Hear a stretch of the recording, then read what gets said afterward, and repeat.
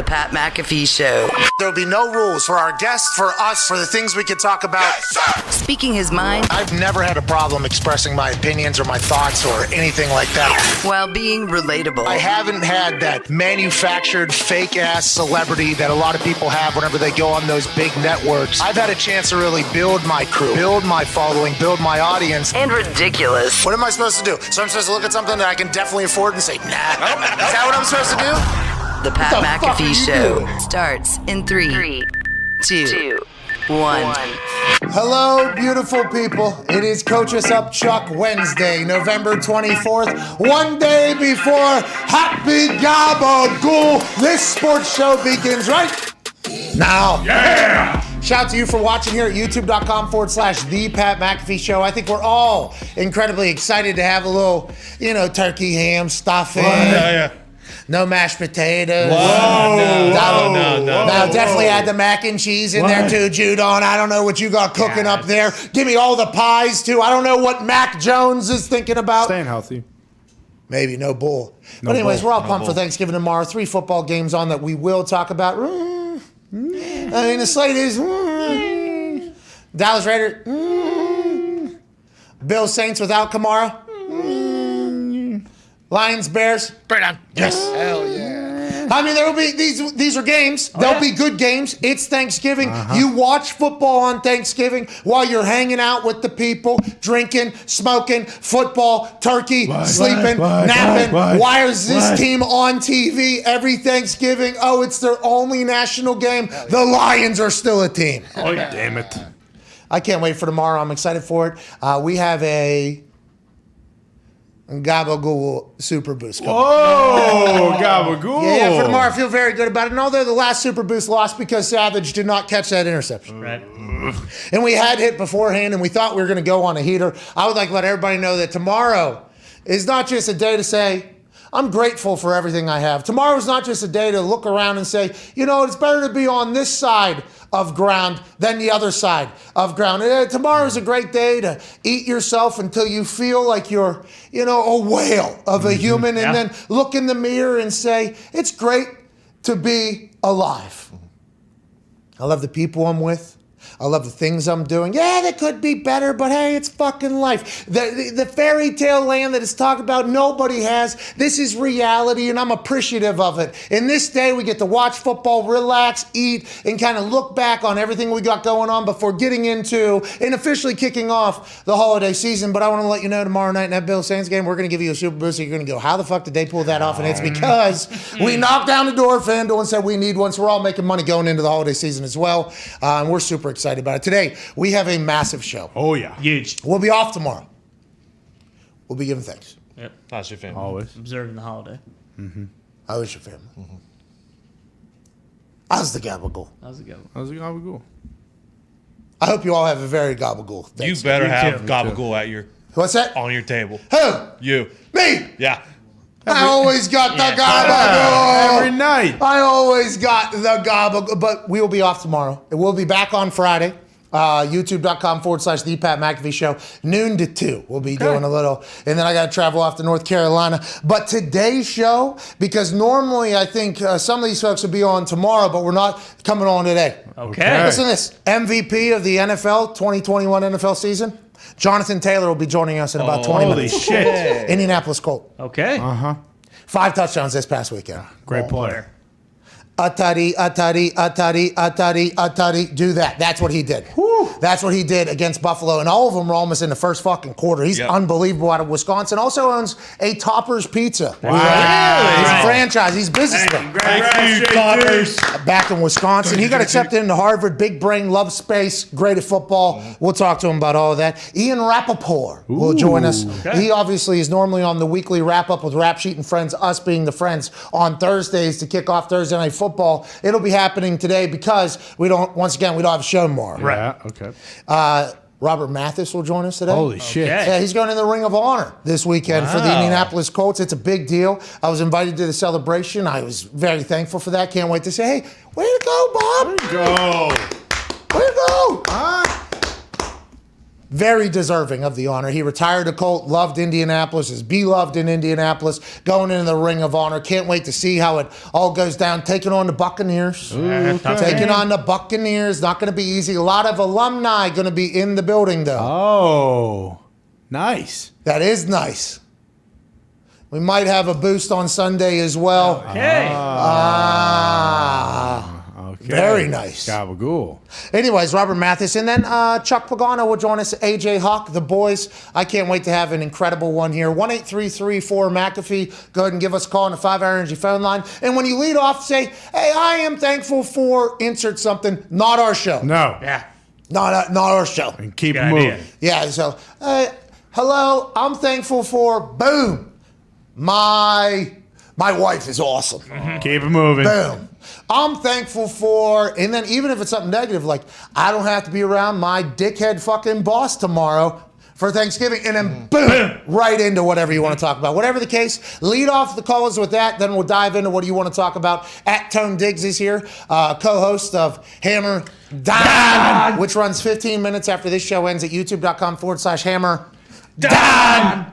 Tone Diggs, tomorrow, 3 games. Yep. Ooh. I bet the COVID Cowboys, well, you're the COVID Cowboy, but the Hammer Dahn Cowboys are going to be strapping a 3-horse race tomorrow. You right? have to. Yeah. It's obligation by law. You have to bet all 3 games. Because you don't want to be sitting around at the table and not have any No. rooting interest at all. on. No. At least a pick. If you're not in a state where FanDuel is available, at least a pick. Like, I'm here. And then go ahead and just see if you're incredibly intelligent for when FanDuel comes to your state. Or, just be like, I don't know shit about fuck, which is going to happen to a lot of us, I think. right. Go ahead, Tom.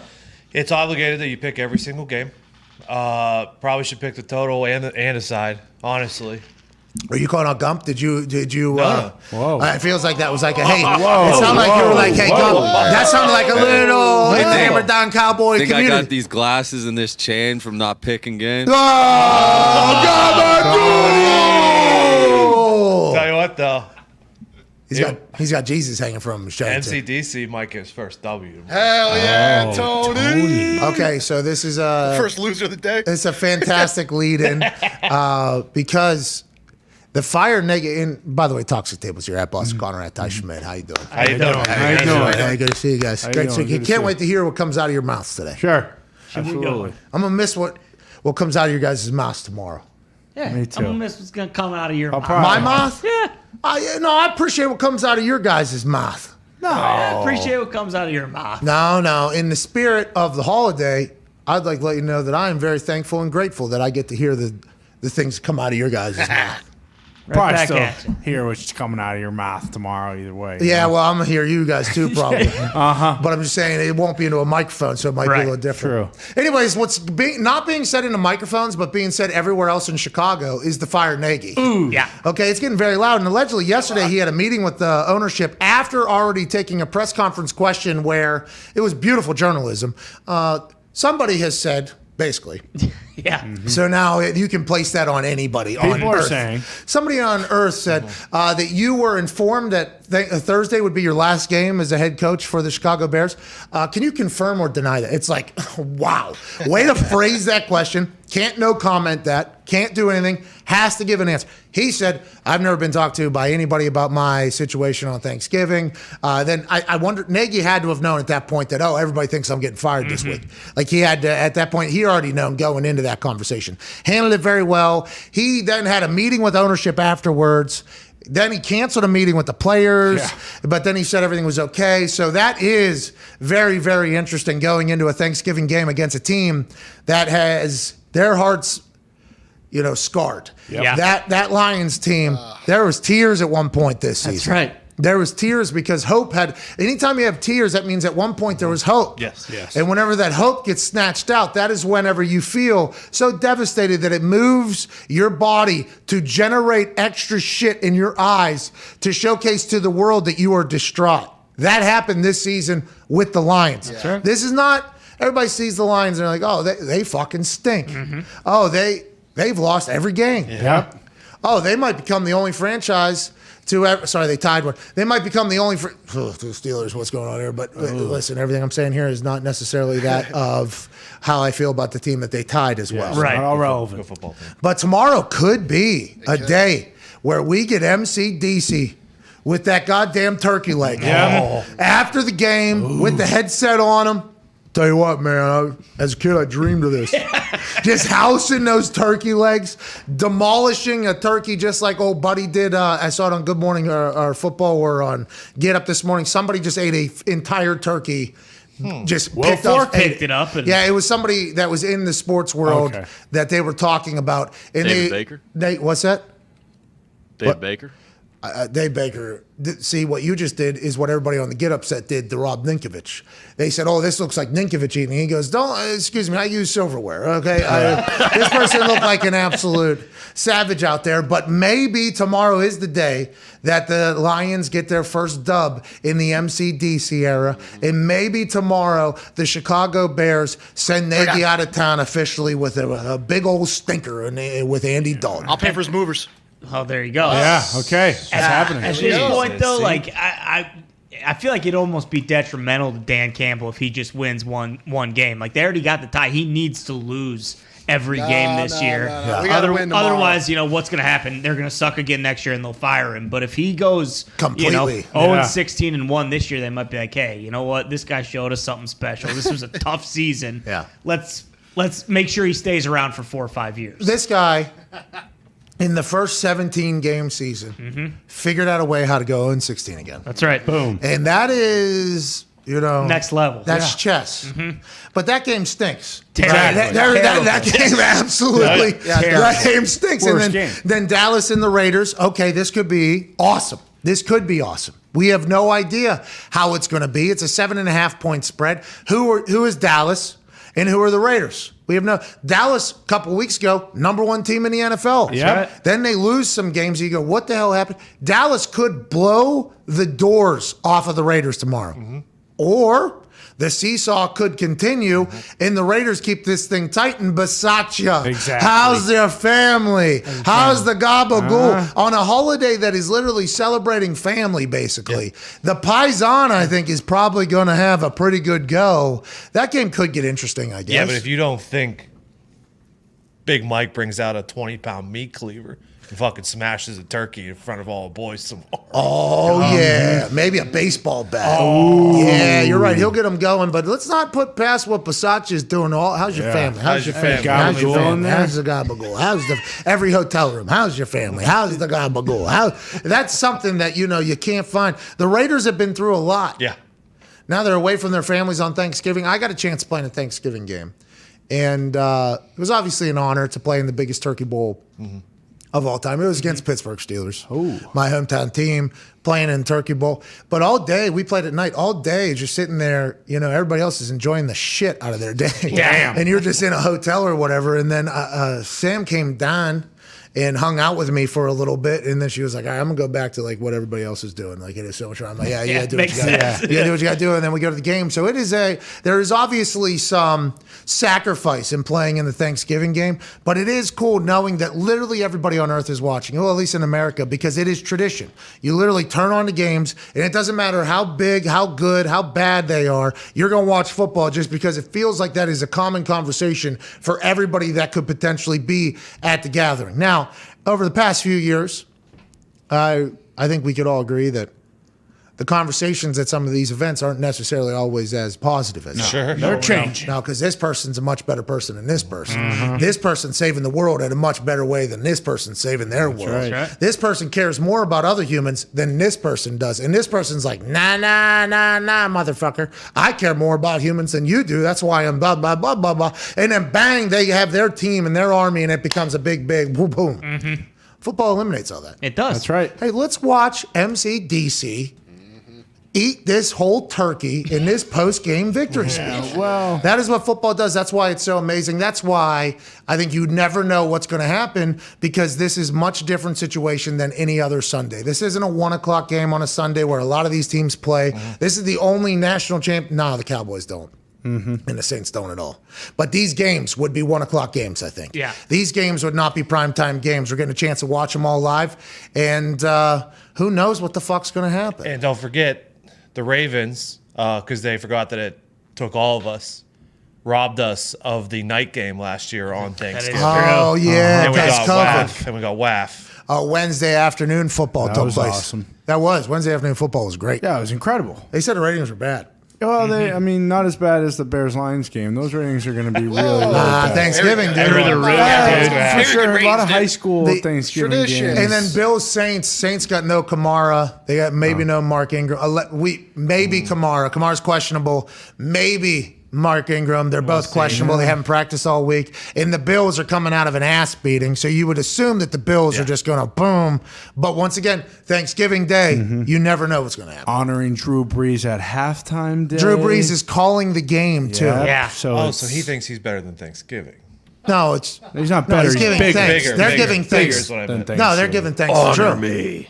Yeah, it is one of those situations. Acknowledge me? Yeah. Yeah, but Well, he deserved it. I mean, the guy. I mean, if Drew That Brees had a does Paul Heyman, Seem like a bit of a conflict of Why interest. is he calling the game? Good fucking question. Like, I appreciate and enjoy Drew Brees on Football Night in America. Sure. Okay, I do like him on Yeah. there. I think what he says is cool. I think the way he delivers it is. I feel like I'm learning. The hair, everybody has to get over. Yeah, exactly. And get past. But I like Drew Brees on there. I enjoy him.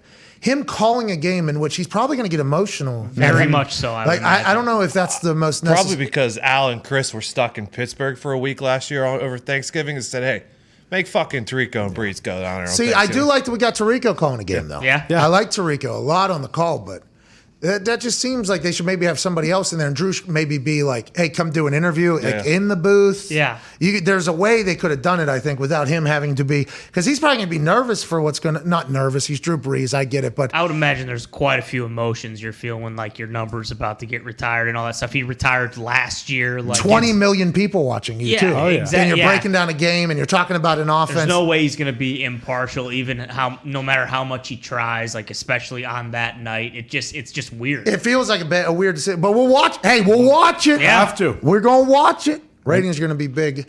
Before we get to Jonathan Taylor, I would like to run through, before we get to Thanksgiving, all the leaders in the NFL. Ooh. And Mike Gertie, has created these incredible graphics that make us look like a very professional show. That's right. And before we get to Thanksgiving and we enjoy all the gabagool, the gabagool, let's look at who's at the top of the NFL. There is still 7 more weeks of the regular season, and there's a lot that could go down. Number 1 passer in the NFL, Patrick Mahomes, 3,200 pass yards, 25 TDs. He has the most yards, not the most amount of touchdowns. The most amount of touchdowns comes from Tom Brady. He has 29 of them, but he only threw for 3,177 yards. So here's a little bit of a difference. Then Derek Carr, 3,041. There we go. That's good for Thanksgiving. Matthew Stafford, 3,014. And then Justin Herbert, friend of the show, 2,927, rounds up the top 5 passers in the NFL. Isn't it crazy that this dude right here, sitting atop everybody in the pass yards department, was being, and we were even a part of it, like, these guys just don't look like they're playing good football. Oh, yeah. Patrick Mahomes is forcing things. Patrick Mahomes doesn't look confident. He doesn't seem to be happy. His brother's dancing on logos and kind of pissing off the football gods. Yeah. Patrick Mahomes is giving interviews where he looks distraught, and he's leading the fucking NFL in yards.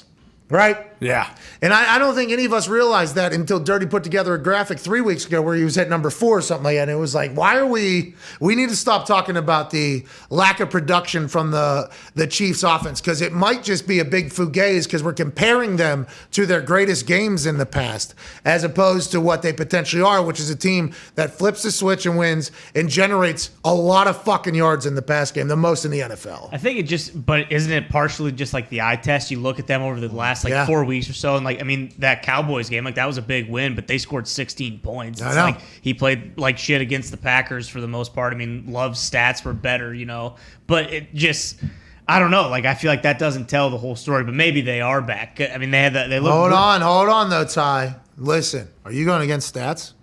I mean, Are you gotta- going against you kinda analytics? have to, Well, he 'cause, does have one more game than all those guys. That's true. Well, true. And we all know with these stats, they tend to skew towards the LA Rams because of who's making them. So. Speaking of, let's go to the wide receiver leaders. We had Matthew Stafford on it. Oh, here we go. there he is. Top five receiving well. leaders. This isn't just yards. Cooper Kupp's already over 1,000. He's at 1141. I don't know how it is in comparison to chasing Calvin Johnson, who was able to do it in a 16-game season on a cursed team. Then Deebo Samuel, who's been getting the ball in so many different ways. He's a fucking player. Him and Cordero Patterson.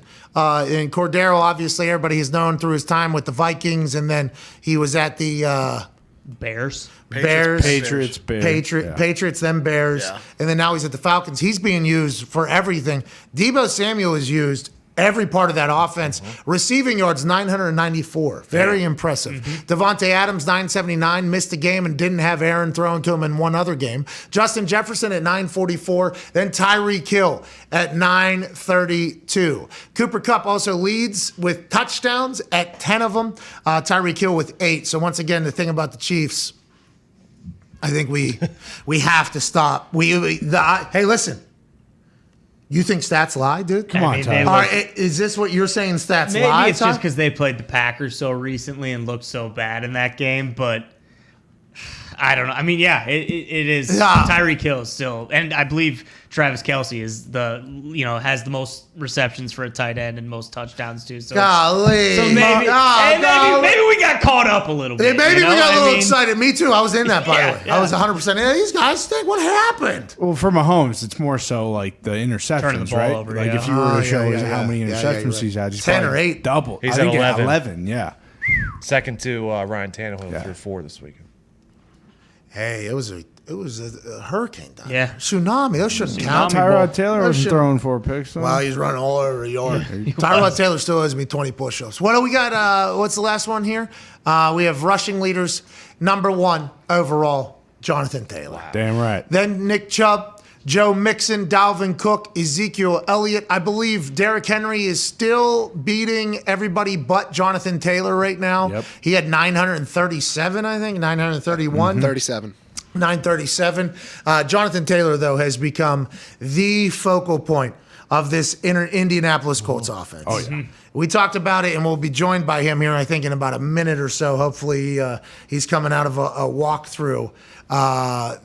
Which thanks for joining us on a Wednesday after a walkthrough. Shout out to the Colts folks for making that happen. That's very, very nice of them. Whenever you look at an offense and it's based through the run game, it's like, oh, this looks like it was 35 years ago how football was. But everybody talked about the game of football is so cyclical.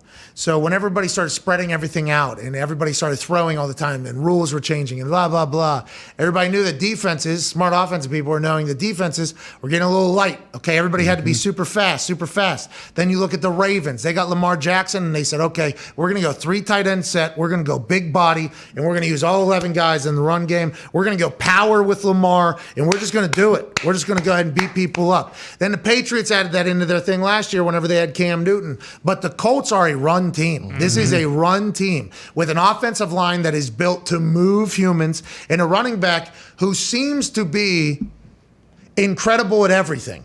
He's joining us right now. He probably doesn't love that I'm saying that right to his face, but he better get used to it. This dude might win the fucking MVP. 5 touchdowns this past weekend against the Buffalo Bills. An absolute joy to watch live. Was introduced last in his second year. Ladies and gentlemen, reigning AFC Offensive Player of the Month, Indianapolis Colt running back, Jonathan Taylor. Yeah! What's going on, Pat? Hey, how'd you get into the Toppers Pizza brand? What's that all? I love that you bought into the franchise business. Yeah, so that actually came from my love of Toppers. I used to live right down the street from Toppers on Regent Street in Madison. So after coming out of the University of Wisconsin, speaking with my team, asking me things that I love, things that I enjoyed while I was in school, that was something that came up. and then being able to get involved with that was huge. That's amazing and incredibly intelligent, because that'll hopefully blossom into another business. And I think in franchises, you have to have like 10 of them to make actual money. I assume you'll be on your way depending upon how the business goes. But the story of you getting accepted into Harvard, and then now you're already into a franchisee and you're dominating in the NFL. Is this exactly how you pictured life going, Jonathan? At what point did you picture this was potentially what the future looked like? Well, you definitely always grow up wanting to be successful in whatever you do. But the way things have unfolded, I mean, it's been something of my wildest dreams, and just extremely blessed to be able to take it day by day, not take anything for granted. Because, as you know, in this sport, anything can be taken away from you at any point in time. A story came out that Jim Irsay called Chris Ballard, or told Chris Ballard while the draft was happening. They were sitting at 44 or something like that, and they moved up to 41 to get you. Jim Irsay told Chris Ballard, he said, didn't you love Jonathan Taylor more than anybody that you've ever scouted? Go and get him. So they trade up, they make a play to get you, and then there's a story about him coming and visiting you in Wisconsin. Is there any truth to that, and what is your relationship like with Chris, and did you two just hit it off immediately?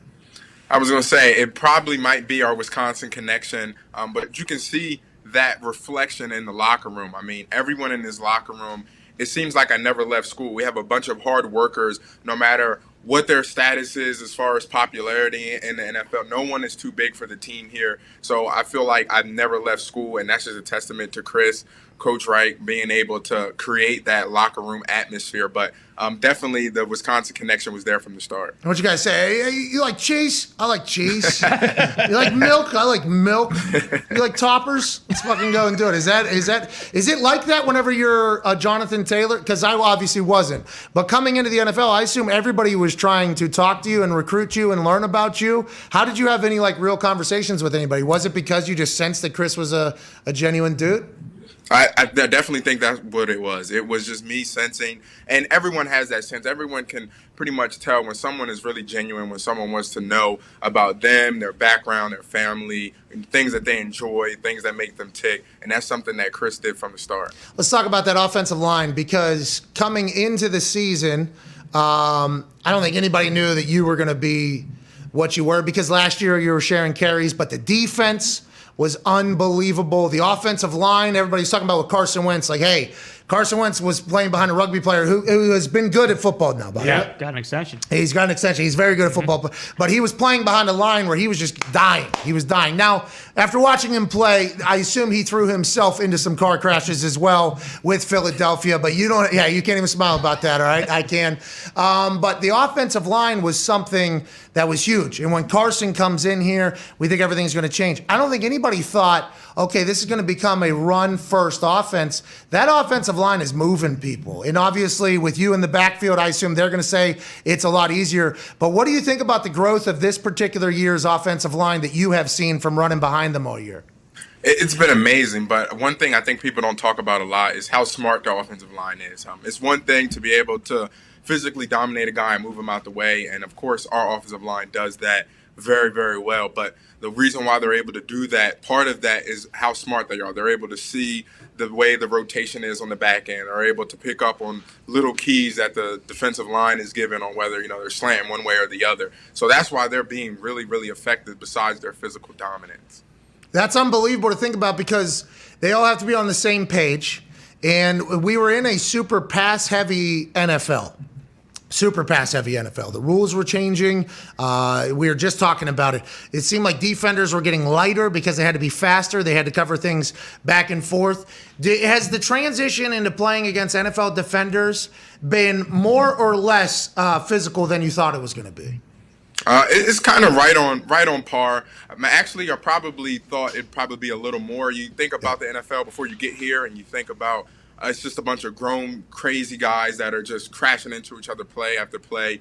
And then once you get here, you realize how really in detail and how technical things truly, truly are. It's not just about physical talent. So you have guys who are flying, moving around at high speeds, but doing it intelligently in a methodical kind of way. What do you think you've grown in the most? Is it the brain aspect, the timing aspect? Is the game slowing down? What do you think is the biggest growth that you've seen through the last year and a half? It's definitely the mental aspect. I mean, coming in last year with the kind of year we had, learning a new system virtually, being a rookie, then putting everything together with bullets flying, playbook changing week to week through the game plan, finally being able to settle in and really just focus on how to play the game at a high level rather than focusing on how to play the game at a high level and what is my assignment on each and every single play. Oh, less thinky, more athlete take over. That's right. Less That's thinky, right. more athlete take over. That's how the coach for the Eagles described that situation about learning in offense and how real it is. How about learning your teammate? Carson Wentz, I assume he is vastly different than Phil Rivers or pretty similar, you think? And what have you learned from him or picked up from him? No, they have a very different styles. You can see Yeah. a lot of times he gets into some situations. Most quarterbacks are taking a sack, but he finds a way to get out of it. He's running downfield for the first down, or he's trying to complete the pass. But you could just tell that dynamic that he brings. He's able to extend plays, and then it's on the rest of the offense to be able to get in the proper position in order to help him out in order to execute. So the game ball was given to Frank afterwards. I saw you and T.Y. T.Y. gave the speech. You were right in the middle of that whole thing, going back to Buffalo, getting the win in the way that they did. And you gave credit to Chris and Frank for building the culture and the environment. But what is Frank like? Because we're watching Hard Knocks right now. You guys obviously start very slow. For whatever reason. You didn't have a lot of time together during training camp. Everybody's foot was getting broken. I mean, it was just all hell broke loose. It seemed like Frank never wavered in the Hard Knocks episode. And now I don't know how much they're showing or not showing. Did he acknowledge that you guys have dug yourself into a little bit of a hole here? But he never seemed to waver confidence. Did any of you in there, or did you guys know that it was right around the corner? No, we never wavered in confidence. We acknowledged our situation, though, like you mentioned, we had to climb our way out of a hole. But it's always been a one-and-oh mentality, no matter if we were negative or whether we were positive. It was always a one-and-oh mentality. And now that we've been able to climb out that hole, continuing to keep that one-and-oh mentality in order to build in the positive. But Coach Reich has been that steady rock of not getting too high, not getting too low, being able to change week to week on game plan and be able to focus up no matter what the previous outcome of the previous game was. Are you watching Man in the Arena? I haven't watched Man in the Arena. Oh, so it's Tom Brady's. It's like a Last Dance thing. They're doing it on ESPN Plus. They're 2 episodes in right now, and getting a chance to. Last night's episode or yesterday's episode was basically Tom talking about Bill Belichick. I mean, that was my big takeaway about how much Bill had affected his life and watched film and helped him do that. I know Frank was a quarterback, and he's doing that. Do you and him ever have moments? I assume Frank is incredibly happy and proud for you. Definitely is, and we definitely have our moments, and he's kind of that guy where you know that you can lean to him, you can talk to him about anything, whether it's on the field or off the field. He'll give you his perspective. He'll actually point you in a direction if it's an area that he hasn't experienced firsthand, but he knows that someone has in the building, direct you to that person so that you're able to get either the help or the answers to the questions that you have. And do you know, like, when you scored your first touchdown, you're like, fucking 4 more are coming. Did you, like, do you know that? Is there something on a day where you're having, like, a great day where you're either seeing things better, maybe the lines having a better day or whatever, the weather? Is there anything to, or is it just every play has to be the same? Every play has to be the same. You have to focus on your alignment, assignment, technique on each and every single play because all it takes is one guy not being on the same page for the entire play to fail. Yeah, I mean, but after your third touchdown, you're like, all right, I'm probably going to get 2 more tonight. Is there, do you ever have any goals like that or thoughts like that? 5 touchdowns in an NFL game, especially against a Bill, that is a massive feat. They're going to talk about that forever, JT. Yeah, my one goal is always looking at the scoreboard and seeing how can we score 1 more point than the opponent. And that's the thing that matters at the end of the day is being able to have that clock hit 0 and you have at least 1 more point than your opponent. So so you've always been like just the greatest teammate of all time, the smartest teammate of all time, and incredibly productive. How'd you fall to 41 or whatever? Yeah. How did that happen, JT? What do you think it was? Do you think they thought Big Ten people were too slow? I don't think it was that. I mean, usually, especially like you mentioned earlier, it's kind of trending towards a pass-happy league and the value with running backs, and people try to look down upon us when we do a lot of great things. There are other positions that do a lot of great things as well, tough jobs as well. But just being able to be versed, you have to be a very tough player to play the running back position. And that's one thing that I always tell younger guys is if you want to play this position, first and foremost, you just got to have toughness. You're getting hit basically every play you're in. How's the blocking going? You feel like you're getting better at that, or have you always been good? Always improving. I mean, especially at this level, you have elite pass rushers, so you have to continue to get better and work on that craft each and every single day because you're never just going to face a regular average Joe in this league pass blocking. Anybody make you look very dumb? Anybody get you at practice or games that you thought to yourself, oh, okay, can't have that be happen. That can't become the new norm. Definitely during training camp, going up with Darius Leonard, he's very, very efficient with using his length, and not really realizing that my first go around, being able to get embarrassed a little bit by him in training camp. But he's definitely been making me better. And let's talk about Darius, Deforest, Buckner, Kenny. I mean, that defense is fantastic. Every single day you guys are going. What is the atmosphere in practice? Is it very competitive out there? That is very competitive, but that's part of the reason why we're able to be so efficient with taking care of the ball during games because, I mean, we have the best defense in the NFL to be able to create turnovers. So being able to go against those guys every day in practice, it makes the game a heck of a lot easier in order to take care of the ball. The boys have a couple questions for you, and I would be remiss if I didn't ask this before they got to that. When Jim Irsay comes down in a $10,000 suit, okay, and he's in the middle of that locker room, and he starts, I mean, this is the most electrifying thing I've ever seen. Ever. In a locker room by an owner. Has he been around a lot? What are your experiences with Jim Irsay? And I love that the world is getting to experience Jim Irsay a little bit more. I'm a massive fan of that man. He's been around a ton, and actually speaking to a lot of the vets, he's been around for a long time. He's always been around. Everyone's been able to see his face, speak to him, interact with him. He was never kind of a distant person where you've never seen him at all in the building. So just actually being able to be a part of that is becoming really special because I just hear from a lot of vets, you don't get that at a lot of other places. Yeah, but there was a couple years before I got there where I guess he wasn't coming around as much, and everybody knows documented that Jim has battled, but he is the most, honestly, I think he might be the most empathetic billionaire that has ever existed.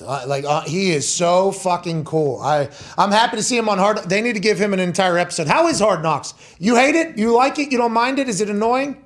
The cameras are usually just posted around, so you never really notice them unless you're actually being followed for something specific where they're there. But otherwise, you just go about your day around the building. They got to be following you, though. Dude, you're going to be fucking MVP, and they got a Hard Knocks in I mean, they're going to – a lot of this is going to be in documentaries and stuff later, John. Hey, listen, you just keep acting like it's not a thing, but this is a fucking massive moment, and I'm so incredibly pumped for you. Go ahead, Ty. Jonathan, you're obviously an incredibly humble dude, but when you're on a run like you've been on, I mean, Pat just mentioned it, everyone's talking about you being an MVP candidate. Like, what are your expectations going into a game? Do you just think, hey, if I do what I got to do and my guys do what they got to do, I'm going to be successful and no one can stop me? Or, like, what are you realistic? Like, what are your expectations when you're going into each one of these games and you've been as successful as you have been? Going into each game, my expectations is really how can I be perfect on every play? Because I trust that every man next to me, all 10 other guys on that field are going to be perfect on their play. And like I mentioned earlier, it only takes one guy to not be on the same page for a play to fail. So just making sure that I'm doing my part so that my teammates don't have to worry about me and know that they can trust me on every single down. What do you need to work on the field? Nothing? It looks like it. I mean, I went and watched you live against the Jets. I was on the Robert Mathis let us sit in his suite or whatever. We were on. He's going in the Ring of Honor this week. Hey, congrats, Bob. Congrats, Bob. But I was sitting down there watching you live, and you scored 2 tuds in that game, I think, as well. You were introduced last too. That's a huge ordeal. Who told you about that? Who decided that, and what was your reaction whenever that was decided?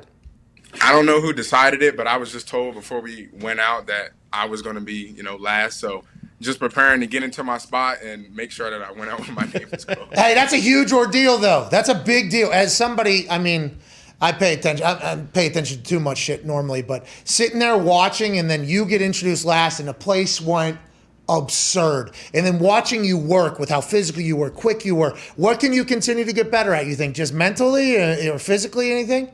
Of course, mentally, but definitely with consistency. We all know this is a week-to-week league, so you're only good as your last snap. So you got to make sure that every single week you go out there and show that you're able to improve on every single thing that you need to work on each and every single week because nothing's given. Everything is earned.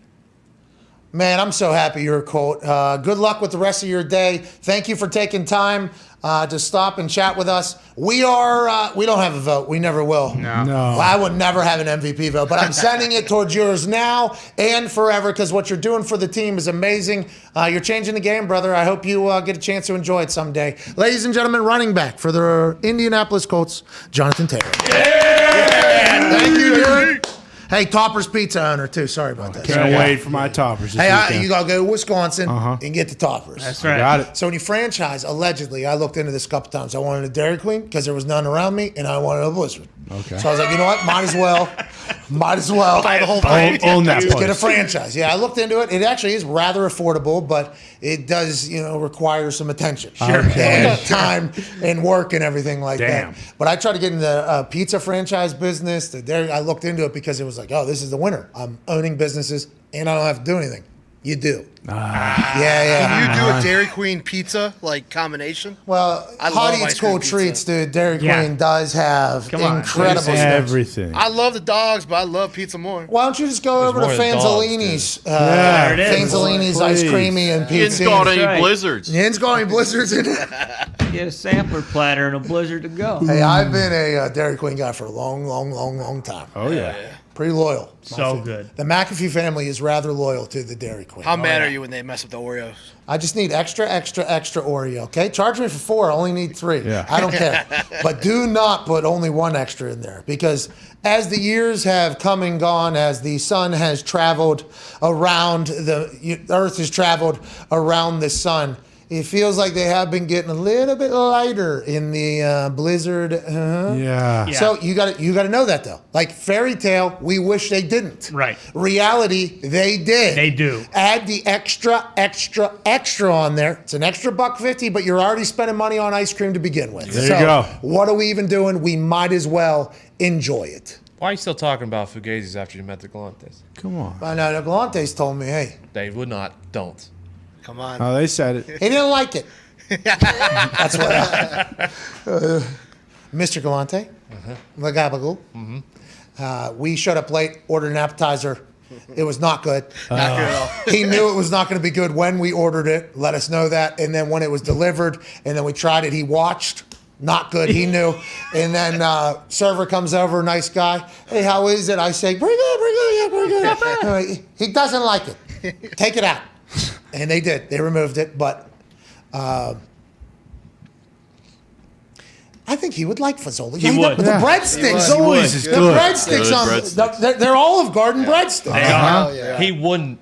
Huh? He wouldn't. You don't know that. I'm going to take Coach Diggs down there to Yeah. Oh, Fazolinis. here we go. You I'm want a- him to die, dude? Hey, no, I'm Whoa. going to have him one bandana on the head, one bandana on the eyes. There it That's is. right. I'm going to have Fazolinis, and then I'm going to have OGs, Yep. and then I'm going to have Rita's Italian Ice. Who's the Colts player that franchised one out here? I think it's the Donald. only Rita's in the state of Indiana. I think he did that as well. His name was was a nice touch. Donald Thomas, I think, offensive lineman. Yeah, I found out he was getting a franchise game. It was a Rita's Italian Ice. I'm like, I love Rita's. There hasn't, and there was no more that I don't think. You are I love it, correct. though. Got the only one. Donald Thomas. Donald Thomas. He was funny dude. I think he went to he went to New England. I think he went to UMass? Con. I think. Oh, UConn. Okay. I don't know. He was a stud though. I mean, he was a great athlete, strong guy, powerful guy. And then when I learned he opened a Rita's Italian Ice, I'm like, hey, how's the guy? He wasn't UConn guy. He runs a great Rita's. And a Patriots guy. Yeah, he does run a great Rita's. It's very clean. Yeah, he You're was both correct. Patriots. Okay, he did go to UConn. Yes. Fucking good team. How about that, huh? Fucking Well done. good team. How about He was a that? good guy, though. Good guy. Let's get to a break. We're back on the other side with some phone calls on the 5-hour energy phone line. I believe the Gabagool Super Boost is coming soon. Hey, Here we go. Here we go. I got a text update for an update. Oh, Like phase that. zero. Hey, we'll be able to give you one of the greatest meetings we've ever been in our entire life. I got an update that another update will be coming. Okay. And that will be the update that we will need. Okay. So maybe we'll get the update during the commercial break. We're back in 4 minutes. Happy Gabagool. We'll see you on the phone calls. Can't wait for that. Cheers.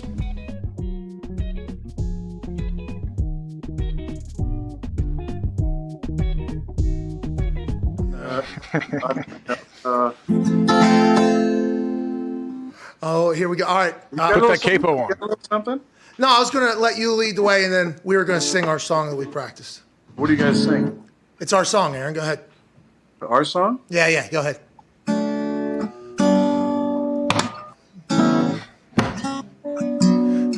Okay. Well, I was just about to get into it. It's Tuesday. They say is that Aaron Rodgers is rather great. The son of a bitch lied. Oh. I thought that's where we're still writing it. I thought we were gonna. You guys just got a chance to kind of dive into a writer's room with me and Aaron.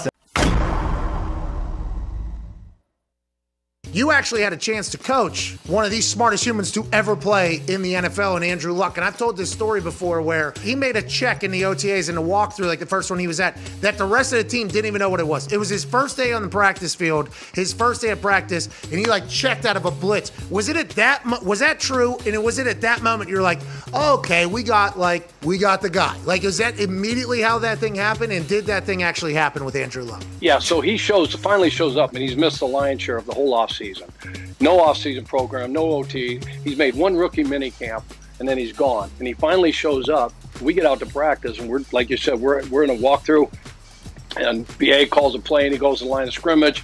He's getting everything set up, and all of a sudden it was alert, opposite, makes his check, and T.Y., Reggie, Dwayne Allen, everybody in the back. You know, we had the whole offense over here, the whole defense over here, 3 lines and chains. I spent the whole day, get the F back. I was the get back coach. And all of a sudden he rips out this check, alert, you know, and changes the whole play, changes the protection. You know, we go from a run to pass to run, and everybody's like, what the fuck did he just say? And what is that? We had to blow the whistle, get him back in the huddle, because nobody knew what he was checking to. And we're figuring, okay, this guy is a genius. He is a brainiac. The system crashed out. Only one camera is of use at this moment. For those that are watching at home, we apologize. This must be a Feel Good Friday. I can't believe that the cameras aren't working on today of all days. Yeah, well, I mean, if This is the universe.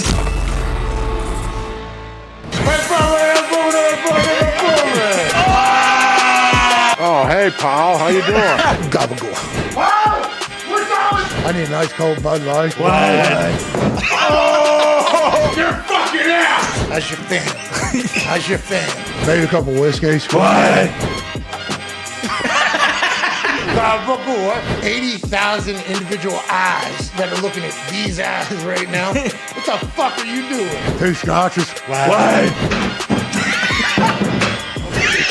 Are you kidding me?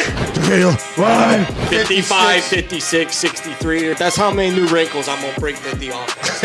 I get things done, Patty. Vodka. What? He said I was on meth. I ain't ever done meth. Dirty dressed up like Russell Wilson. Margarita. What? He's Brett Michaels. You're fucking out! More ice cold Bud Light. What? More ice cold Bud Light. What? More ice cold Bud Light. What? What? Ice cold. Cheers. Thanks everybody watching. Welcome back to the Pat McAfee Show here on Coach What's Up Chuck, Wednesday, November 24th. Oh, yeah. It's great to have you all here one day before Thanksgiving. Mm-hmm. I'm thankful for all you guys. Thank you. We're thankful for you. Pat. Ty and I tried a little something earlier. We ate a little something. Have you found it all? I haven't. I don't think. Maybe a little bit, but then also I got that pizza that had like 8,000 ghost pepper seeds on it, and I think that kind of killed it almost immediately. Oh, so there was a little bit of a war between the kind of ghost pepper forced me seeds like, hey, this is way too hot. You're gonna poop your pants and it's gonna hurt. So I had to lock in mentally. Yeah, because you did have a CBD Fruity Pebble Rice Krispie treat. That's right. Sounds like I should take another one. Yeah, that's what they say. well. If you can't feel it, double down. I will say that we have experienced these particular CBD treats in the past, and they play no games. These ones are very strong. This is the Mike Tyson of CBD makers. Thing, Yeah, and for the Gabagool, we had to give it a go, and much different results. The last time Ty and I. Ty was posted up in a corner of a room, and he just sat there for 4 or 5 hours. I don't think I said a word for 4.5 hours. It was awesome. Just drooling. It's also probably 20 cocktails deep. Yeah. What? A couple white claws. All right, let's go to the phones. Let's go to the Gabagool here, and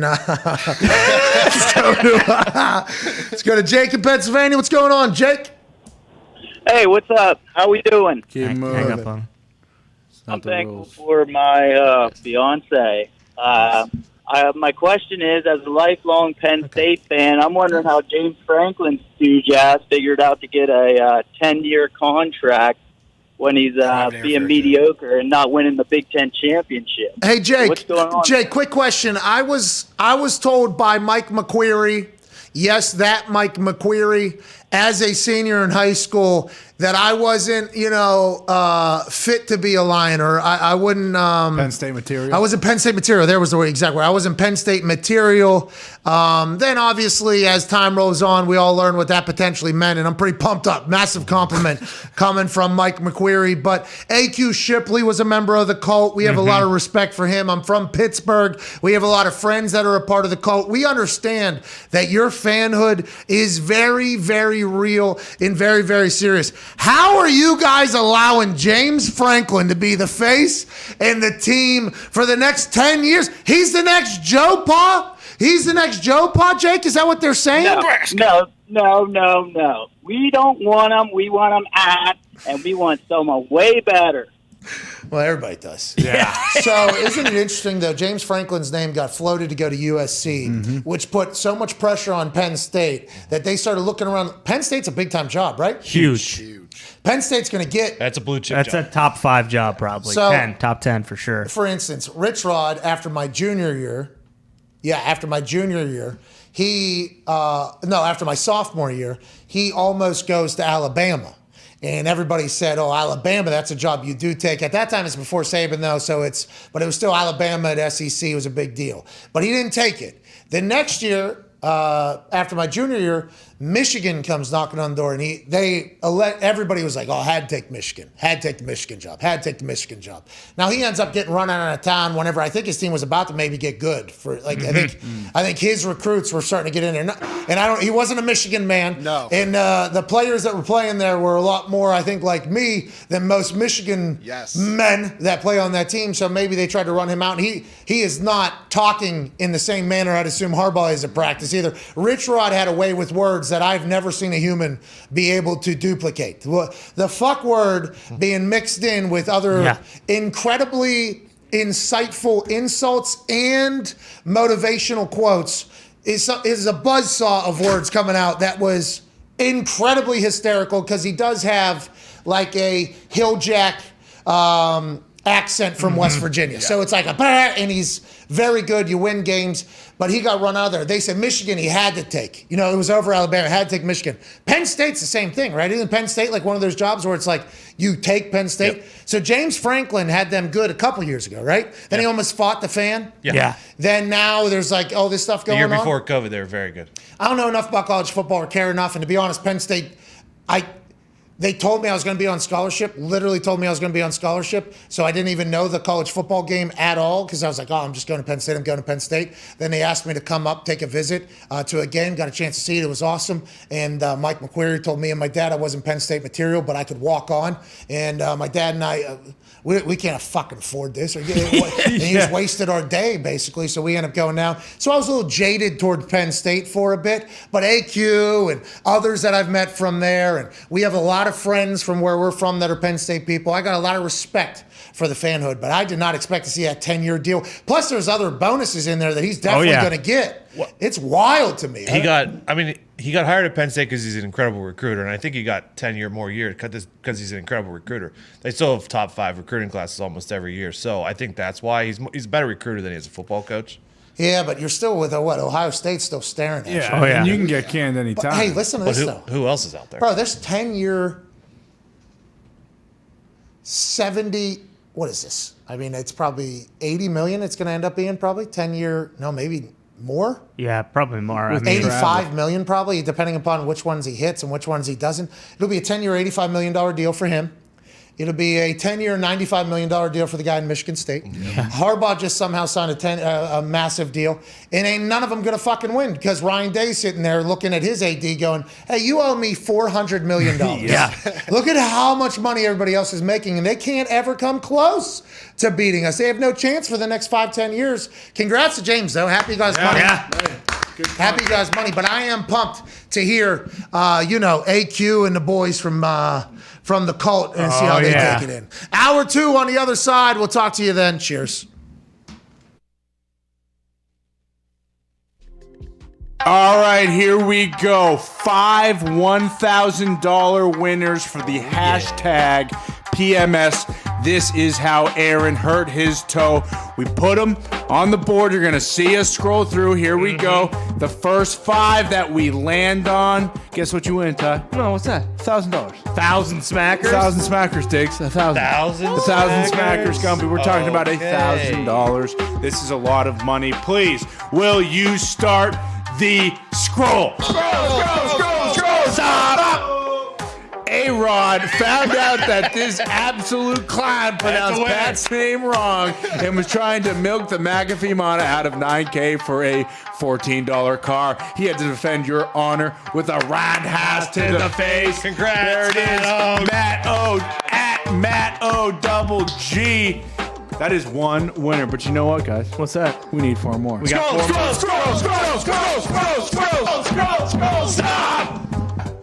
Hashtag PMS. This is how Aaron hurt his toe. There's only one right answer. Aaron's new diet involving more red meat and his love for scotch has led to... God! He's got the Zeno King disease! Yeah, we got a winner! Phil Peg at FILPAIK. We got our second winner, but we need 3 more. Scroll, stop!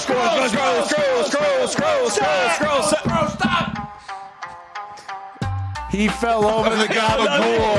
Hashtag PMS is great. Give here Tony Soprano. Playoff chase at tweet chase _ 25. And it feels like you can slip on a piece. You could. That's at tweet chase 25.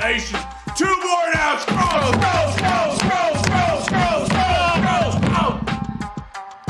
Oh, yeah. Hashtag PMS. This is how Aaron hurt his toe during his weekly sparring sessions with AJ, Karate King, Hawk, Bob at Under the Hat. That's a great one. Congrats, Bob. You are a winner. Hey, great GIF work by this guy. Good job, Bob. Video editing work. Excuse me. I thought this was GIF. It was that good. He put Aaron's face on AJ kicking a couple, whatever those guys are holding, pads. Yeah, pads, bags. That's gold, but hey, we got one more. Here we go. Here we go. Winner.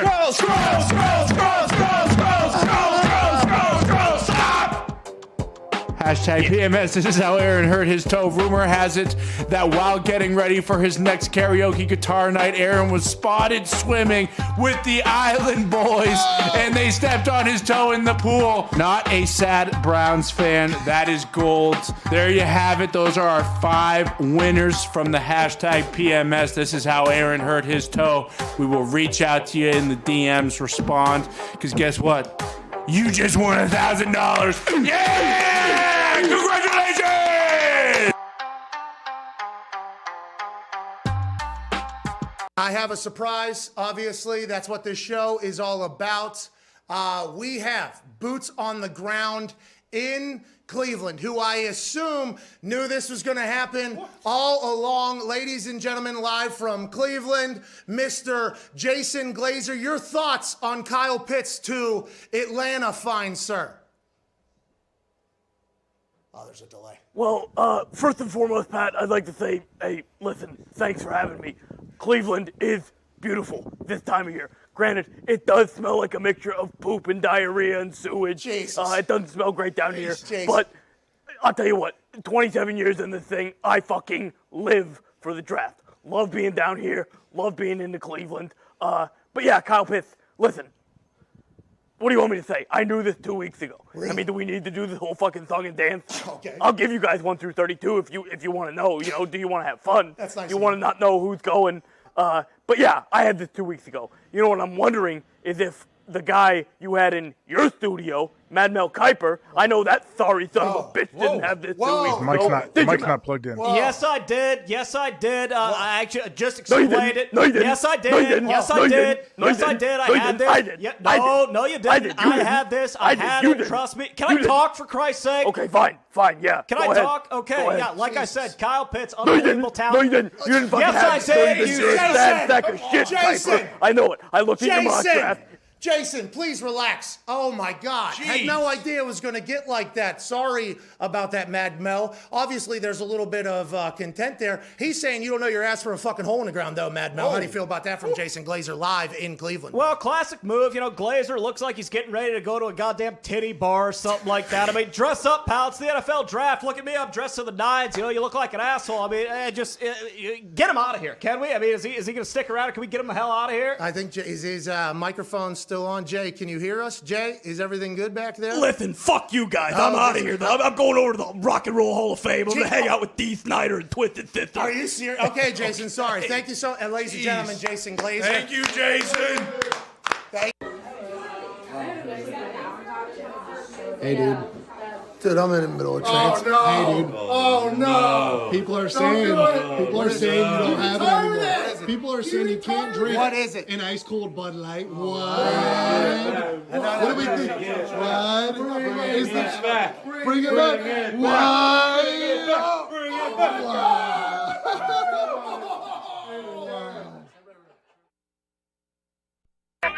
The Pat McAfee Show. There'll be no rules for our guests, for us, for the things we can talk about. Yes, Speaking his mind. I've never had a problem expressing my opinions or my thoughts or anything like that. While being relatable. I haven't had that manufactured fake-ass celebrity that a lot of people have whenever they go on those big networks. I've had a chance to really build my crew, build my following, build my audience. And ridiculous. What am I supposed to do? So I'm supposed to look at something that I can definitely afford and say, nah. Is that what I'm supposed to do? The Pat McAfee Show starts in 3, 2, 1. Welcome back to that show on this Coach Us Up Chuck Wednesday, November 24th, 2021. Hour 2 begins. Yeah! Hey, it's great to be here, isn't it? It is. Oh, yeah. Hey, I'm thankful to be here on this day before Thanksgiving, and the Gabagool is running so incredibly strong that we need to add in a human to make this show even better somehow. Ooh. Okay? This guy comes to us from an attic in a 75,000 square foot mansion in Ohio every single day that he's not at a black tie affair. That's right. Okay. College football national champion, Super Bowl champion, Ryder Cup champion. Damn. Coach of the Clemson Tigers, the basketball team, and some other team. Mm-hmm. Neighbor of the year, ladies and gentlemen, AJ Hall. Yeah! What's up, dude? What's up, fellas? How you doing? I thought you were becoming Steve Jobs, to be honest with you. You were starting to wear the black long sleeve every single day. I did not expect the white or the cream, whatever you got today, to be honest with you. You look fantastic, pal. Yeah, I think this is like a cream. It's cold, man. I gotta wear a sweatshirt. I might have to wear like a onesie at all times. I'm freezing when I go outside. You're already bitching, dude. Hey, listen, I'm not bitching. I'm saying I don't handle the cold like I used to. Well, I mean, we're a minute into this. Thanksgiving. Be thankful one time, AJ. It's the week of giving, dude. I held myself back. All right, continue.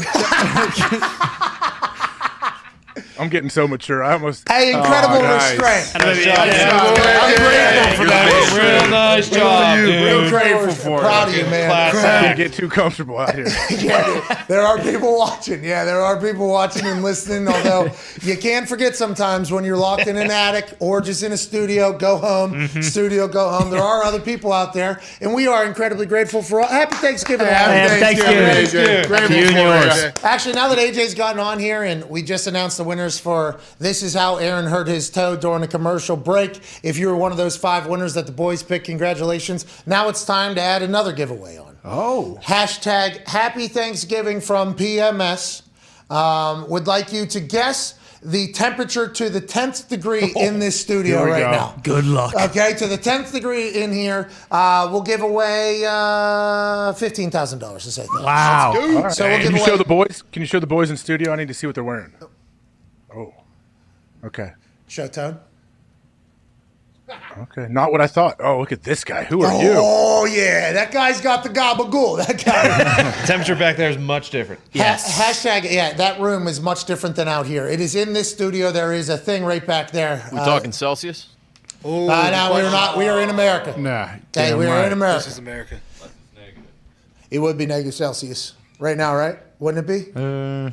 Outside, definitely negative Celsius. No, not in here. Yeah, not in here. I'm just talking about outside. Definitely negative Celsius. It's cold as shit this morning. Outside, 7 a.m., -5 degrees Celsius, my friends. Oh my God! Hey, when did this happen? Just like overnight? It didn't. This seems to have hit us very quick. Yeah, very abruptly. Yeah, this weekend. It's good. It feels like the holiday season. It feels like it is upon us. It does. It feels like football season. Oh, yeah. I mean, it feels like here we are right in the middle of it. The holiday season is upon us. You can start watching The Grinch and the Santa Claus and things like that starting tomorrow and then going into Friday with a lot of Christmas decorations already up. Do you? Hey, I used to be a let Thanksgiving have its day type of guy, but hey, if it takes a couple weeks to put those up and you know you're only going to have them up for a couple weeks anyways, and it's a lot more work than the actual, the juice doesn't really match the squeeze most times. Go ahead and put it up. Let's have a time. Hey, let's have a season.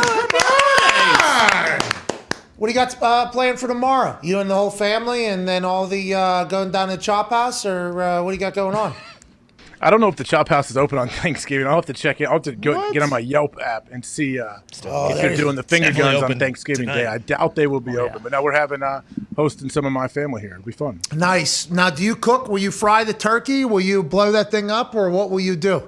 I normally never do any of that, but my wife does a lot of it and works a ton. And people bring some stuff, but this year I'm smoking a turkey. I told you, man, I got that Traeger. It's going to be really my first foray into that. I spatchcocked this turkey this morning, put it in some brine. I got a whole situation happening over there. Hey, anytime you spatchcock a turkey and then you prep like for this days in advance, especially with the Traeger, and that's why I asked you the question, by the way. I did remember that you got a Traeger over there. I was hoping you were going to put it to use. I bet the spatchcock of the turkey is going to taste delicious tomorrow for all the family.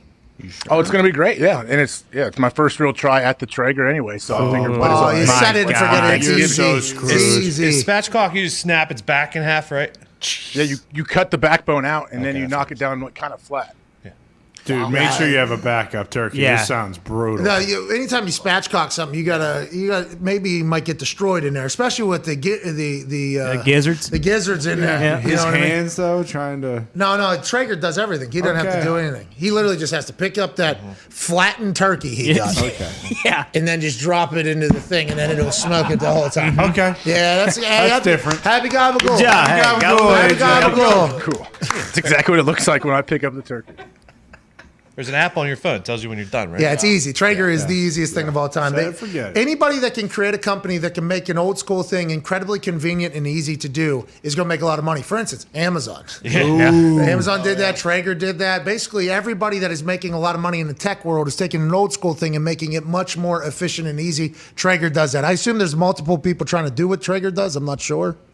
There's others. Yeah, there's got to be other knockoff brands or other. I'm sure they're all good. Like all of them. But yeah, they make the it Big easy. Green Egg. Big Green Egg, yeah. Big Green Egg. Coleman. That's not as easy. Big Green Egg, you have to do it all yourself. Dude, I got gifted one for doing a thing. Takes you 2 hours to light that thing, probably. Who has the time? AQ loves cooking and all that stuff. He's like, you got Big Green Egg here? He showed up in my house. You got Big Green Egg here? He's like, yeah. He's like, oh, how awesome is that? I was like, I tried to use it like 3 times. It never successfully had a meal. Not one time. Ended up ordered pizza. Yeah, and he was like, can I take it? I'm like, yeah, you can have it or whatever. It is so heavy. It's like 7,000 pounds. It's not that heavy, obviously, but it is very fucking move it. It is hard. Yeah, AQ almost blew his back out trying to get that thing over to his house. It was insane. I'm happy to hear that you'll be contributing, though. To the meal. I will not. Nobody lets me do anything when it comes to the cooking stuff, and that's probably for the better, AJ. It's probably for the better. I don't know. Yeah, I think you'd be all right. You may get distracted, I think, and forget that you're doing anything. But no, the gabagool. You're right. I got the gabagool. Yeah, preparing the gabagool. I've seen Sam makes the gabagool for all kinds of events. I bet Thanksgiving she really goes over the top. Sam's incredible at cooking. She is like an act. She's incredible what she does. Tomorrow should be a big day, but I already seen the stovetop in there, so I'm like, okay, it's going to be a good day. We got stovetop stuffing. Let's go ahead and get after it. You're only going to do gabagool? You're going to have some supersat, some prosciutto? No, none of the prosciutto, no none of that. I'm just going to have the gabagool. Just the gabagool. Mashed potatoes. Oh, you don't have to put that answer. What the hell's that about? What's he doing? Making gabagool? He's not. Don't make Okay. Rappaport's not slicing gabagool. Okay. He's not doing anything. But have you looked ahead to tomorrow's games yet, AJ? Yeah, a little bit. I'm curious as to I'm excited for the Red Rocket to get its start. I think that's gonna be a fun game. Ian just FaceTimed me on my phone. What is this guy doing? Was he supposed to come Don't on? tell him. Yeah, he's supposed to be on like 35 seconds ago. Julio Jones. Hey. What are you doing? It's my phone. No, it's not. Oh, is that right? Yeah, you're on my phone. No, I'm not on your phone. I'm What's on your this TV. about, Klon? Well, you're on right there. You see me? Yeah, there I am right there. Will you call the thing? Why are you calling my phone? I didn't. I called the number back. Call me back. Let's hang up and call me right back. What is this? I didn't hang up because you told me. Nope. Hung up because it's better for the show. Tomorrow's a big day, though. Big day tomorrow of games. Lions, Bears. Lions might get their first win. Yeah. Is Jared Goff playing? Andy Dalton's playing? How about the Raiders and the Cowboys? What's going to happen there? And then all of a sudden, Saints Bills is the main event. Is Kamara playing or not? Joining us now for his weekly wrap-up with He Rap Sheet and Us Friends. Ladies and gentlemen, Ian Rappaport. Is this your first time? What happened? What were you? I'm live. Ian, call the thing you always call. That the same number came up. I must have put it in two numbers. Pat and McAfee, both contacts. That's what must have been a little mix. Oh no, I understand. I understand when your Rolodex is as deep as it is, you don't have enough room for Pat McAfee and then like PMS, which is what the show would be calling from. I'm just thankful to be in your phone book. I'm thankful that you join us right here one day before Happy Gabagool Thanksgiving. Before we get started, Ian, in the spirit of the holiday, what is one thing you're thankful for, Ian? Excited to hear it.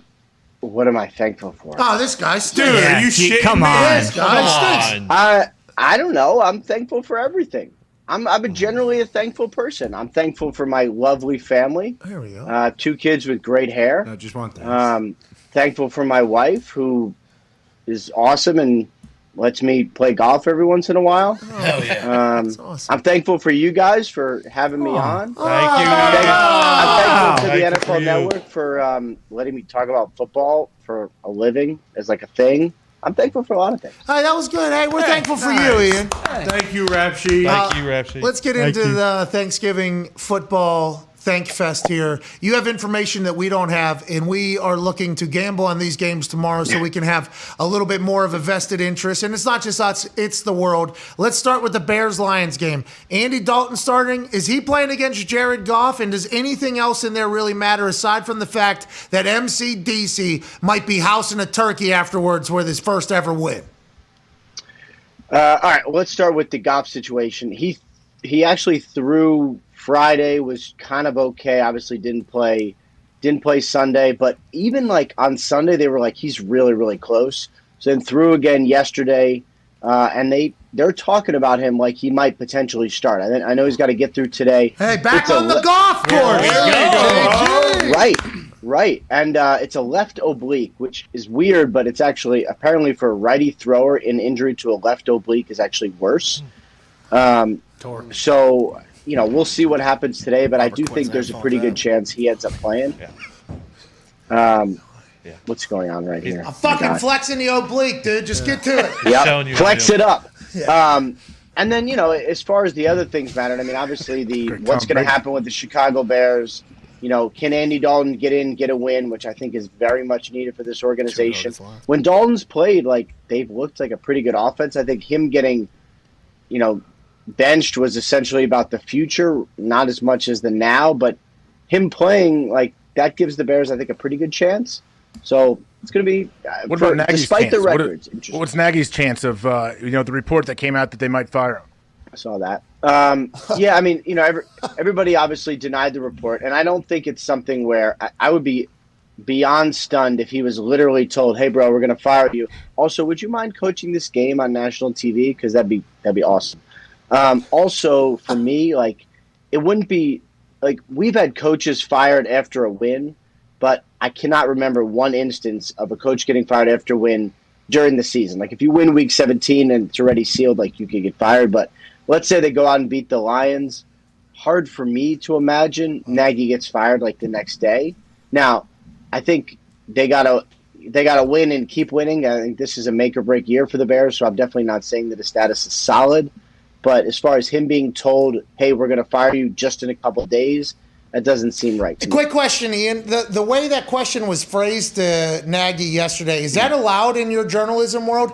Hey, a source told me, insert name of ridiculous thing, phrase question in way that the coach can't give any other answer than to address. Like, I think was that an actual report? Or can somebody sit in there and say, oh, I read a tweet that this person's getting fired on Thanksgiving. Hey, a source told me that Thanksgiving was going to be your last game. Have you heard that? And can you, like, that is a great phrased question to force Nagy to answer that question. Is that something that happens on a regular basis? And was there any substance behind the initial report?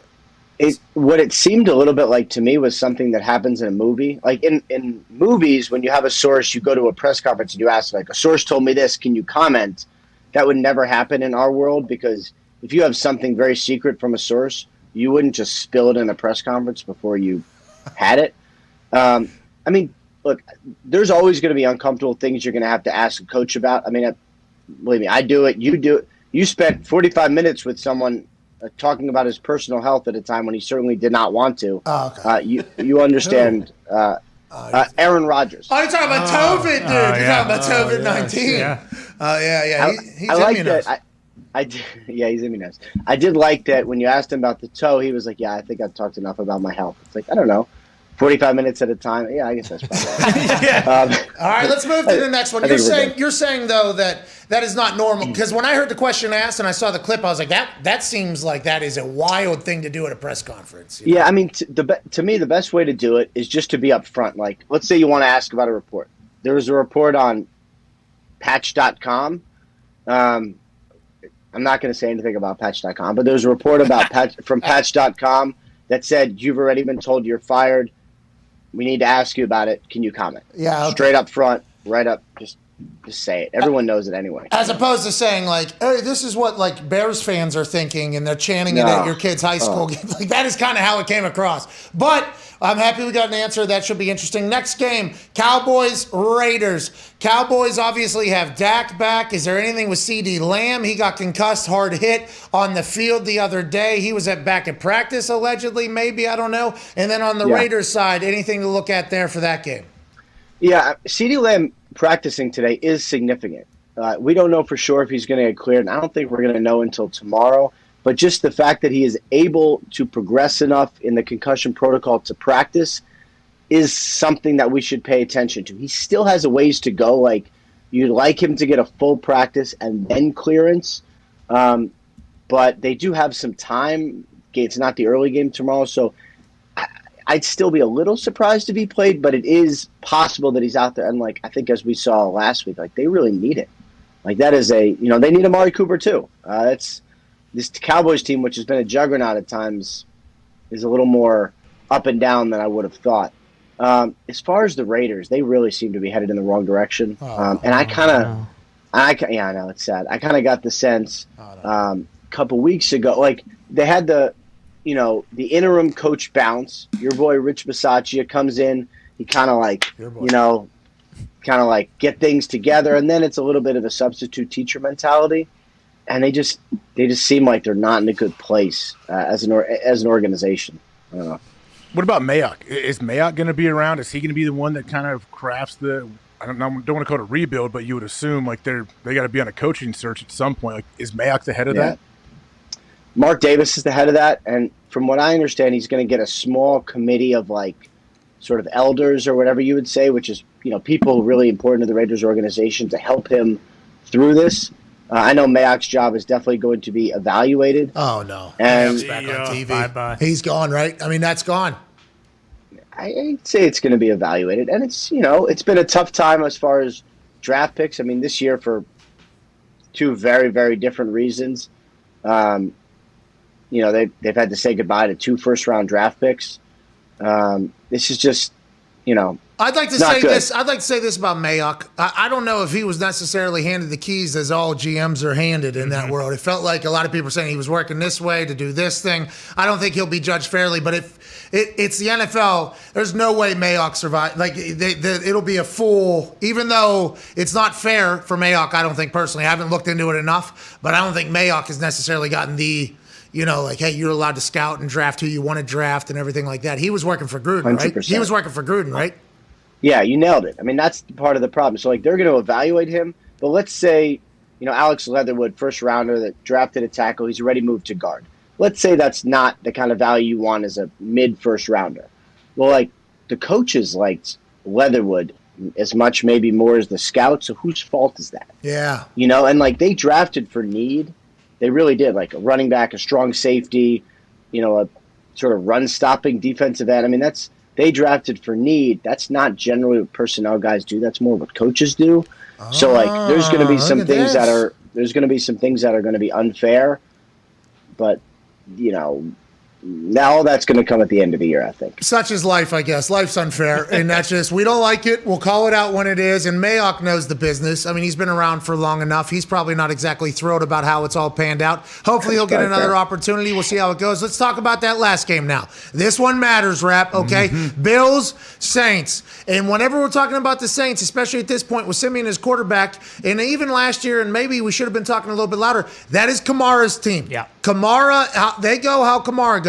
Is he playing or is he not playing? And what do we know about the Bills after that devastating defeat from the Indianapolis Colts? From your Indianapolis Colts. Yeah, you're right. Jonathan Taylor just on the show scored 5 touchdowns. Owns a Topper's Pizza franchise. Whoa. That's right. Yeah, that's right. He's a pretty good player, by the way. Yeah, MVP probably. You should start writing it. It might actually be. So, first of all, the Saints running back. So, Kamara didn't practice yesterday or the day before. Not a very good sign. He returned to practice a little bit. I think that was last week, but nothing yesterday. Very short week. My guess is it's going to be a situation where he comes back after the real short week on Thanksgiving. And then Mark Ingram, not looking great to play on Thursday. He's another one. That's basically their 2 top running backs. He had kind of a knee issue that swelled him a little bit. So Kamara's out, probably. Kamara and Ingram probably out. It's not looking good for either of those guys, which means Tony Jones could be the starter. And for the Bills, take him up in fantasy, I guess. Yeah. Although in my league, someone already snagged him. But then for the Bills, I mean, they gave up so many rushing yards last week, and it was such a weakness. And now they're going to get a 3rd string running back. That's probably shaping up pretty good for the Bills, I would think. Oh. And who's the linebacker for the Bills? There's a linebacker coming back too, right? Tremaine Edmonds, I believe, is probably who you're speaking of, was real close last week, and just to do everything all over the field, kind of like, I'm not going to say he's like Darius Leonard, but that would be sort of a projection if he could get to that point. Very talented. Sounds like he probably comes back on Thursday as well. Okay, here we go. Yeah, he's very athletic and can run and hit. Like he can do everything, I feel like. What about the Taysom Hill extension the Saints signed him to? What do you make of that? Like, what is behind that? So it was really interesting. 4 years, $40 million, $20 million fully guaranteed. So it is a real extension. Is there a number of passes that if he throws a certain amount, he gets an escalator or something? Yeah, I mean, the max value is enormous. 95. It's 95. And I think he's got to throw a certain number of passes per game. It's a lot. And, like, unless you think Taysom Hill is going to be a starting quarterback, and I think he's a very cool player, but he got beat out by Jameis Winston and Trevor Siemian, so I'm not sure a starting quarterback is in his future. How come Sean called him Steve Young then? And how come it's still being talked about? Because Sean loves him. Okay. That is his guy. I mean, I would say he's probably more valuable to Sean Payton and to the Saints than he would be to any other organization and head coach. So they have plans for, I mean, basically what they paid him like is a top special teamer, which he is, a backup quarterback, which he is, and like sort of a tight end, which sometimes he can be. It's an odd extension, but they believe he is very valuable, and Sean believes that he's very valuable to the organization. Well, and he is. I think he has proved that. But the conversation about him being a quarterback, I can't believe we haven't figured it out yet. If Sean Payton's the Harvard of quarterbacks, right? Like, isn't that you would think they would already have it figured out? But I like that they're keeping him around. He is fun to watch. Whenever you think about this upcoming slate this Sunday, Siciliano, big time player in this entire NFL media game, he put out a tweet that there is more games or matchups in this week 12 of teams that are 500 or better than in the history of the NFL. Why do you think that is? Why do you think that is? Honestly, what is it? Do you think teams are getting better? Do you think there's a lack of consistency with some teams? What do you think it is? This has been such a weird. It's been such a weird season. Like, there's been so many highs and then so many, like, the lows have been really low, right? So, like, the Jets are a great example. They should be kind of midway through the rebuild right now, getting a look at their rookie quarterback, and as he does some cool things, and it's been a real disappointment. Giants have been more disappointing. Texans really bottomed out. Lions really bottomed out. So I think when you have so many teams kind of randomly, I guess, at a low point in the rebuild, the Jaguars haven't had a lot of real highs this year either. So you got a lot of low teams, which I think has allowed some of the pretty good teams to just collect all the wins, right? Like, there's been some upsets this year, but there haven't been a lot of, like, shockers like, say, the Texans did last week. So there's just a lot more teams with winning records and some very, very bad teams with very, very bad records. Did Tyrod of the Texans send the Titans into a deep trap? No. Maybe that's alliteration. I'm a voiceoverist. Don't fucking worry about it. Go ahead, Ty. Are you a voiceoverist? I am a voiceoverist, yeah, in an actual thing. Wow. On the cock. Peacock. Hell yeah. Wow. Ruthless Aggression, Season 2. By the way, just that word right there had to be said a bunch of times. Naughty. Ruthless Aggression, Season 2. That is just the beginning of the words that I was asked to put together. I mean, people are listening to these words that I'm saying in this voiceover action. They were obviously not written by me. They were testing my tongue and my accent to see if I could even say some of these things, but it was an honor. I'm a part of it. It's on the cock. Sounds really good. What I do love is, like, someone is intently listening to you say these ridiculous words and at some point going, oh, he nailed it. Like, that was so perfect. Well, just like, I don't know if there's a lot of that. I know there was a couple. Let's try old VO2A45 again. A little less energy here. All right, they got a little bit more energy in this one, a little less energy on this one. I'm a voiceoverist though. What do you want? It's my art.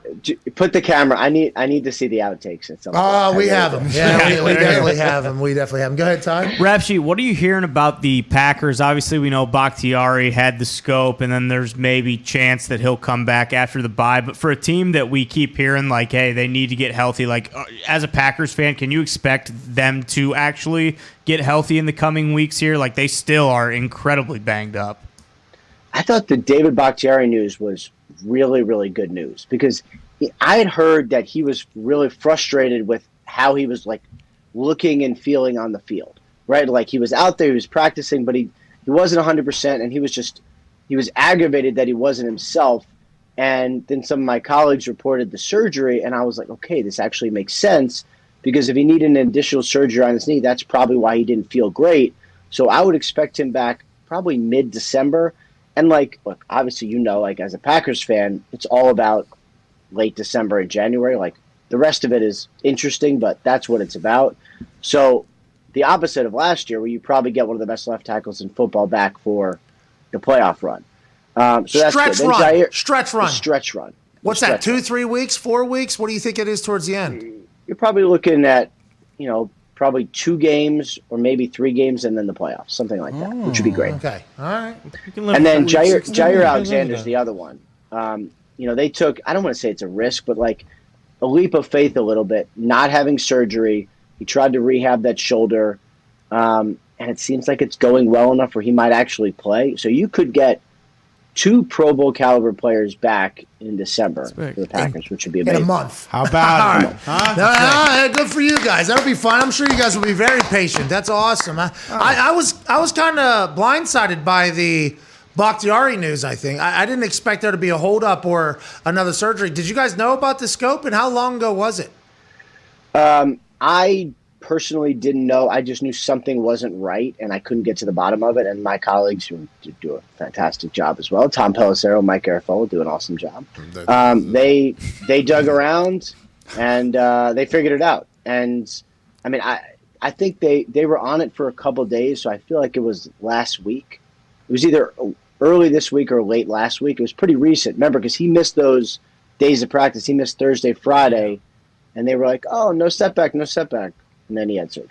Oh, setback. Why is everybody lying? Why you always lying? Feel like you're lying. Can't wait to get the draft back. Go ahead, Connor. Yeah, Rap Sheet, there's been reports that there's a little bit of dissension in the Jags building and that they might make some changes at a few position coaches. Is that real? What? And are they actually thinking about shutting Trevor Lawrence down? What?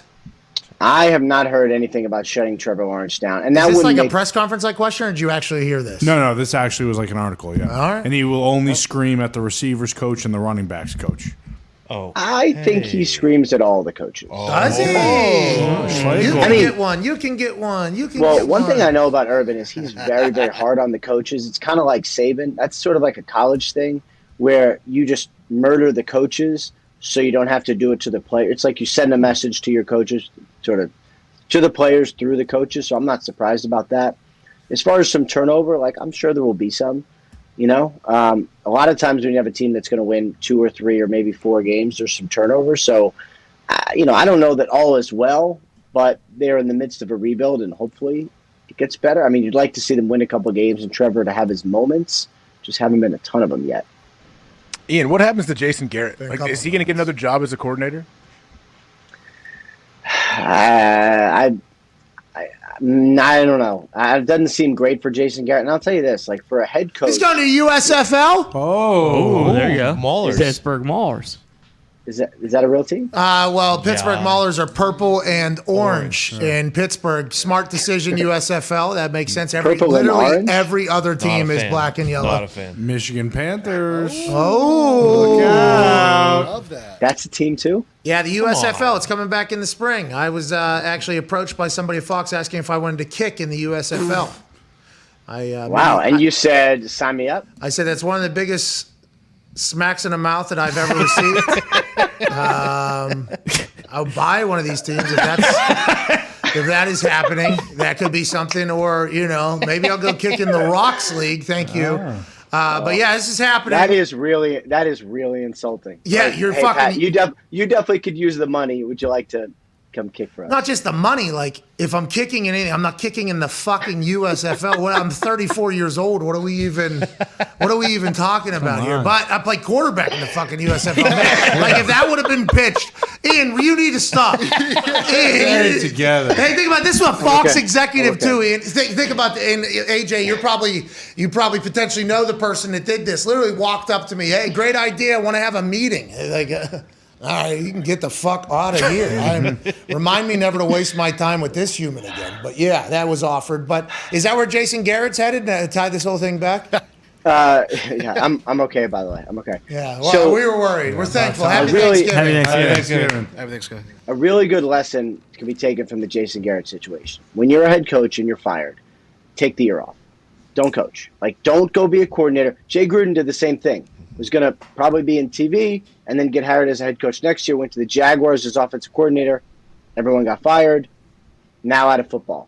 When you get fired as a head coach, don't do anything. Go be Doug Peterson. Go hang out somewhere in Florida. I forget where. Have everyone remember the good times. And then the next cycle, you'll be like a hot commodity. So I don't know where he's going to surface again. He's a good coach. It was a good head coach.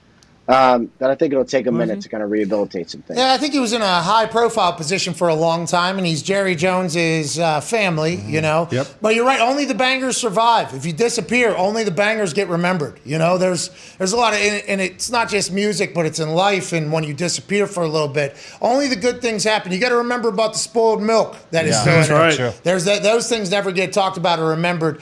Diggs has a question for you before we get to the COVID Cowboy with an electrifying question. St. Louis and Kroenke in the NFL. $790 million. This comes 1 week after a report of Stan Kroenke saying, $100 million. Let's get out of here. They agree on 790, I guess, that has been made publicly. Yep. Did you just get a text from Roger Goodell telling you you're not allowed to talk about this? Or is this something that everybody expected to happen, especially after the one per club meeting allegedly got a little bit contentious? I did not get a text from Roger Goodell. Has he ever texted you? Has he ever texted me? Yeah. I will not disclose. So yes. Whatever. There was a report, a source told us that Roger Goodell texted you and told you that if you said anything bad, that he would potentially fire you. Is that true or not true? Have you heard from him about anything you've done? Answer that question. No comment. Come on. Oh, fuck off. That's unbelievable. Take back. I'm not going to even address the ridiculousness of the question by engaging. A source told us. A source told us, Ian. Too bad. We have Too photos. bad. All right. Anyways, let's get back Raj to doesn't text. Raj has his buddy text or his assistant text you. Probably. Oh, get the peanut M&Ms and. Why does everybody assume? Why does everyone assume that all these guys have little assistants? Like he's a big man, then his assistant. No. I don't mean little. Not size. I don't mean like Siciliano. Could be. That's why Davis. We're talking like you got like Joe Thomas here, and then Siciliano. Well, AJ just thinks less of those. Well, no, listen. It's Thanksgiving. Come on. Just very quickly, though. Yeah. I think a lot of people think a lot of people's assistants, whether they be tall or short assistants, and little people, and whatever it is, whatever the assistant is, they can come in all shapes and sizes. But a lot of people, I think that people's assistants are doing everything, and I assume that is the case. Roger Goodell does feel like a guy who's very hands-on, though. I might be wrong. I'm not 100% sure, but it feels like he does handle his own shit. Am I wrong in thinking that? Like, if he didn't like what you were doing, he would tell you? Yeah, I think that's so he probably does right. text him. Yeah. Okay. No, Look at I that mean, fucking journalism. Fuck you. Answer the question about Stan Kroenke in St. Louis. So we'll get some more details on this today, but it is true, $790 million, which I think is, look, it's a settlement, so of course, technically it is fair. I think it's probably more than Kroenke wanted. It's probably not as much as St. Louis wanted. And St. Louis had kind of racked up a bunch of small legal victories leading up to this. But even if they won this case, it was going to get appealed all over the place, and this was going to linger on forever. I think they took a big sum of money. Everybody wrapped it up. There'll be some sort of statement from the NFL later. And then this thing will be over, and that's just I don't know if that's it. Are they an expansion city now? Is that a part of the deal? Like if the NFL expands? I don't believe that was part of the deal. No. Interesting. Okay. Should have stayed at the table a little longer, St. Louis, although $790 million is a lot more than $0 million. That's right. That's a lot of cash. Go ahead, Tone. Ian, speaking of the Giants, are Judge and Gettleman tied together? Which one of those two seats are hotter? Are they tied together? Like if one of them goes, do both go? I don't think it would be like that. No, I mean I'm not. Anything is possible, but I have not gotten the sense that Joe Judge is under fire or hot seat anything. I mean, they fired the last two coaches after 2 years. I don't think they would like to do that again. Plus, I think there's enough people that think he's a good coach where I feel like he's going to get at least another year.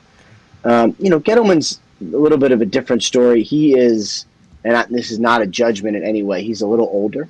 Whoa. The man's older. Are you an ageist? Are you an ageist? No, Are you an ageist?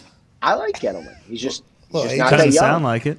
You would love him to be Well, ageism. You were thinking like, hey, take the diaper off, maybe fucking do your 70 job. years old. Is that what you were saying, Ian? No. But if I don't know what's going to happen with Gettleman, but I don't think they are tied together. I don't think it's like if something happens to one, it would definitely happen to the other.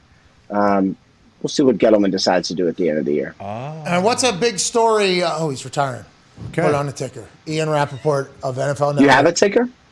This guy. He's only 70, and you wouldn't say that about Bill or Pete Carroll. Pete Carroll is the youngest 70 of all time. No, Bill. The fact that he's the oldest Bill, coach what the is hell? Bill Belichick's still squatting. He is not squatting. Oh, what's that rap sheet, huh? Run it up. What's It's on that? the shirt right there. Do we have footage? You Right gotta there. Get that T-shirt. Get that T-shirt. Hold it up. Son of a bitch. Oh my What's that God. rap sheet? Huh? Say sorry. Say sorry. That is amazing. Yeah, that was whenever they were doing the group practice with the Giants, I think. Yeah. And he maxed out at 450. That's just What a a warm baller. up. Yeah, that's just a warm up. So he's 70 doing that, dude. Putting a bar on his back at 70. Forget how much weight is on him. pad, right? He didn't use that little pad. No pad. And by the way, I do not judge anybody that puts that pad on there. There's been plenty of mornings where we are being asked to squat where I have to stand under that. And my legs are far superior than my upper body. And the weight is just crippling my spine. But I have to squat it because the legs can still move it. So whenever I found that little pad bar, there's also a bar that has like the the handles. The handles on it with it. That thing was a game changer for me because I just don't understand. Like some genius was like, all right, we're gonna get everyone's legs stronger. We're gonna literally put a bar on your spine, and this is going to be considered totally fine in the weightlifting community. Like, am I an idiot? Like, this seems ridiculous. Well, you put loading your spine is good. Loading your spine is good for your body. You need to. Yeah, you got anything Wow. to say? Oh, look at Put that. it lower. You need to put the bar lower if you have issues. I know people put it up high. The bar's like halfway down my back, and I heard that was an Ohio thing from the strength coaches in Green Bay, actually, like how low I put the bar. Because I'd have no pain. I put it like on my, yeah. So what do? You hold it? Is that where your fingers get bent? So you hold that thing up? Yeah, so your arms are kind of like, it is kind of hard, but you put it down low, you can put 1,000 pounds on your back. It doesn't hurt. I just do leg press now and just say, put all the weights on there and just kick it up. You know what I mean? So you look good. You make people stand on the machine too. No, I don't do any of that. I'm not on Instagram yet with Pat McAfee Fit. That's coming though. That's coming though. I hated squatting. I loved cleaning though. I love cleaning. I'm a big clean guy because you don't have to really, have any upper body strength. What are you looking at right there, Ian? What do we need to know about? So this actually is kind of interesting. I'm reading one of Mike Garafolo's tweets, but so Logan Woodside was placed on the COVID list. Ryan Tannehill was sort of against, not a big fan of the vaccine, but he said he got it. That he only got the vaccine because of the NFL protocols. And now, because he got the vaccine, he'll probably be able to play on Sunday because he's not considered a close contact. So score one for the vaccine. Okay. I don't know who the Titans play, but I'm sure they play the Patriots. The Patriots are probably saying, wish he didn't get vaccinated. That's probably what they're saying because backup quarterback, backup running back makes that game much more enticing for the Patriots. They might kill the Titans, by the way. A.J. Brown, is he going to be out on Sunday, Rapshi? How about Julio? Julio's still out. Julio's still out. A.J. Brown, I was told it's a minor rib injury, and he came out okay. We'll see. I haven't seen if he's practiced today. Of course, I've been talking to you guys, but Blame us, of course. Yeah, of course. But I don't think that's a major injury, so I think he should be okay. All right, well, Ian, happy Thanksgiving. Have a great one. We can't thank you enough for your time. Good luck breaking news, and when Raj texts, tell him we say hello. I'll tell him to come on the Pat McAfee Show and speak for himself. Yeah. Hey, I'll go over there to Pennsylvania Boulevard or whatever it is, where the what is it? The headquarters. The headquarters over there on what's Pennsylvania Street? What's the name of where the office is? Park Avenue. Yeah, tell him I'll go to Park Boulevard. I'll come talk to him if I have to. Ladies and gentlemen, the insider of all insiders, Ian Rappaport. Thank you. Thanks, guys. Hey, did you see me take the rook and go? And then he answered, and then he moved something, and then I took the little one that goes all the way across. Right over here. Say hello to my bishop. Then he answered, and we're hiding still, and then all of a sudden the queen just comes flying out from the other side. Boom. Boom. Peekaboo. You do get text from Roger Goodell. Thought so. Checkmate. Boom. And then I knock over their fucking king. Yep. And I say, the game's over. And then I say, Flip the board. Bye-bye. bye-bye. Bye-bye. Who's next? I'm journalism now. I'm journalism now. You are journalism. I'm journalism. I am the one that knocks. Didn't MGK say that to his girlfriend, like, I am weed? Interesting. I don't know, but if They he say a unfollowed me. I told you guys that. Yeah. What the hell are you on about? When she first met him, Oh, she said, oh, it smells like weed, and I think he said, I am weed. It's a great line. Probably got a pretty good pop. Yeah. Sure, yeah. That happened. They're still dating. Yeah. They're wearing leather and all that stuff. together. Do you Each other's do you blood. even know how to play chess? What? Yeah, I don't either, but yeah, I'm just saying. I'm much more of a checkers player. I think people would know that I'm trying to get kinged right now, and I'm not thinking too far ahead. I'm just trying to jump over motherfuckers as we go. But I understand where the chess mindset can help, especially after watching Man in the Arena. Bill Belichick and Tom Brady's relationship in episode 2 was described and introduced a little bit better. We got to talk about it on the other side of this break. We'll be back. Did you get to watch Man in the Arena last night?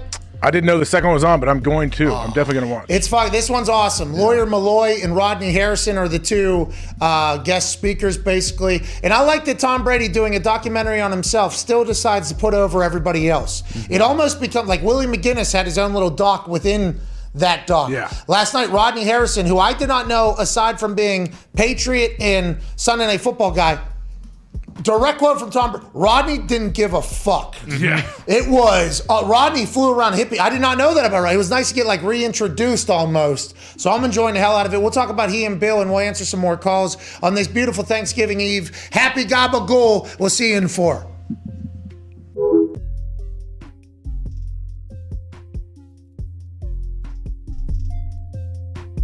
It can be done. I mean, we signed Josh Freeman and Ryan Lindley, brought them in for a Tuesday workout, signed them. They were in the meeting room on Wednesday. You remember, Pat, I told the whole team, I said, hey, just mind your own business. Everybody do your frickin' job. Don't watch one snap of either of these guys. Do not watch any of fucking practice. Hold on. No judgment. Trust our coaches. Trust our offensive staff. They'll get these two guys ready to go. And sure enough, we went and beat the Titans, to finish the season 8-8.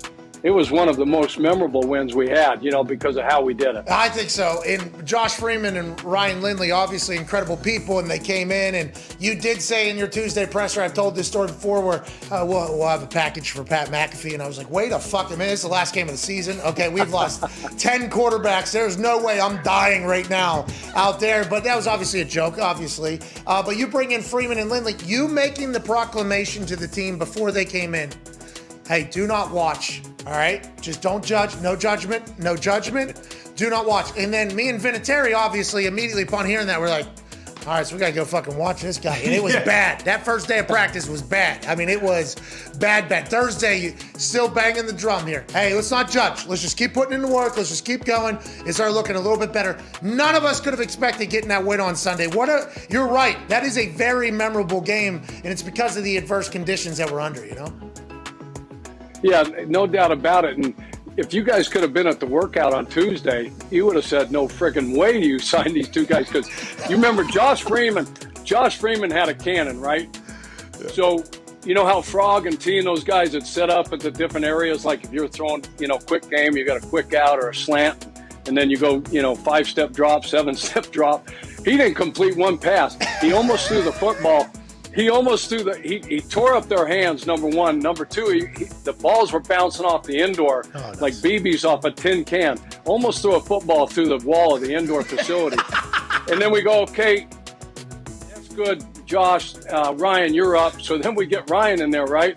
Ryan's accurate as shit, but he's got zero velocity on the ball, right? It's taking forever.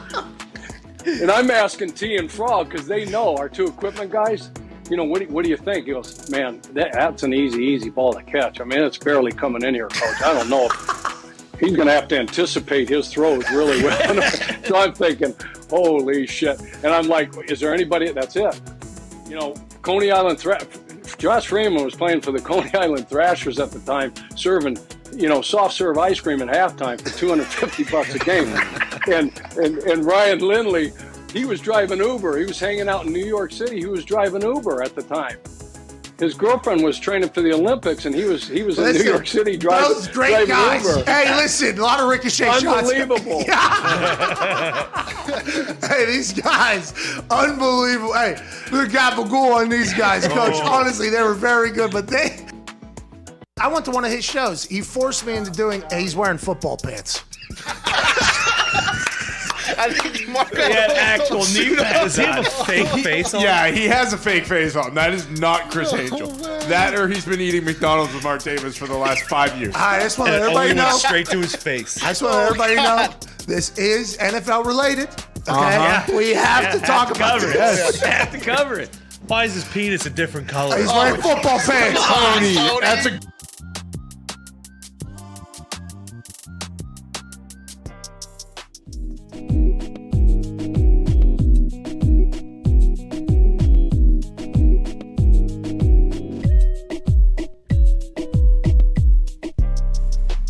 Welcome back to the Pat McAfee Show here on this beautiful Coach Us Up Chuck Wednesday, November 24th. Robert Mathis, officially a semifinalist for the Hall of Fame. Whoa. That was announced today. He'll be joining us in 15 minutes. All right. Let's go. He sent out a tweet saying he will address me, referring to him as Bob Mathis, which I do not recall doing, so I will plead ignorance. Sure. I said Robert, I think, every time. Yeah, I'm pretty sure it you might have did. been a I tech heard. glitch. It might have been a tech glitch. Patriots. Could have fans been. did it. Yeah. I would never. When's Chuck on? 3:05. Anything else? I don't know. What's my one question? Any more Chief? brain busters? I didn't know if you had any follow-ups. Welcome back That's to it. Hey, he coached for the... Bruh. We sound like Monday Night Man. I know, that's what I was trying to You get. need to stop it. But he coached for the Bears. I wonder his feelings on Nagy and that whole situation. Oh, yeah. Glad he was just there last year. Yeah, he was literally just there last year. I don't know. I mean, he's let some shit fly. I mean, we just ran a video where he buried Freeman. Oh, yeah. I mean, it was... I don't know if he would ever do that in the coaching community. He said some things to a couple about some situations. I wonder if we can get his true feelings on what's going on behind the scenes there. You know, because that seems to be in complete disarray right now in Chicago. We could definitely the ask. players too. Yeah, he knows the players. Khalil Mack is allegedly on his way out. I mean, it's a wild time to be a Chicago Bears fan. And Zito just said that, a source has told him, which is the internet said, that, the ownership wanted Justin Fields in the game. Yeah, week 5 where they're going to can his ass. So that's why Nagy was probably so... He was against it the whole time. That's why he was probably so, Andy Dalton's our starter. Andy Dalton's our starter. We have a plan. We are doing this. It might be because ownership was like, hey, we traded a lot of the future that you're probably not going to be a part of with your track record to get this guy. Let's go ahead and put him in there now. See what we got. You think when he gets fired, that's still one of like the more attractive jobs in the NFL, isn't Third it? largest city in America. Yeah, number 2 most beautiful city. What's number 1? France, I think, or French. In America? Country. Yeah. Definitely France. Yeah, France. France The is entire fine. country of France is edged the them most out. beautiful- it's the most beautiful city.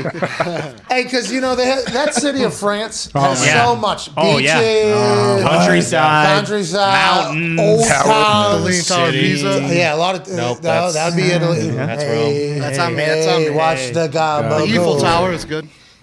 Yeah, the Eiffel Tower for real. I've seen that, by the way. I've walked down the Champs-Elysees. Is that right? Yeah. Does it sparkle? Stop at the Arc de Triomphe. Yeah, I triumph Only right at there. The fun thing about us in the group I was with, we were walking down the Champs-Elysees, and the Eiffel Tower looked like it was real close. Yeah. That thing stayed the same fucking size for at least 45, 50 minutes of a walk. Oh, yeah. We were nowhere near it. No. It's a big city. Very big. Big tower. Had to play a game that night in Paris. No big deal. How'd it go? For PSG? I had one late. I was in PSG Stadium. I don't remember if we played there. Oh, that's a nice stadium. We played in a couple like professional stadiums over there in Austria and France. Didn't you play in that one in Germany that was like near the mountains? Yeah, in You the look Alps, at? up in the Alps. That was Liechtenstein. I was played in the country of Liechtenstein, where the stadium is in the middle, and then literally all roads to the rest of the country just kind of lead into it. They were very nice.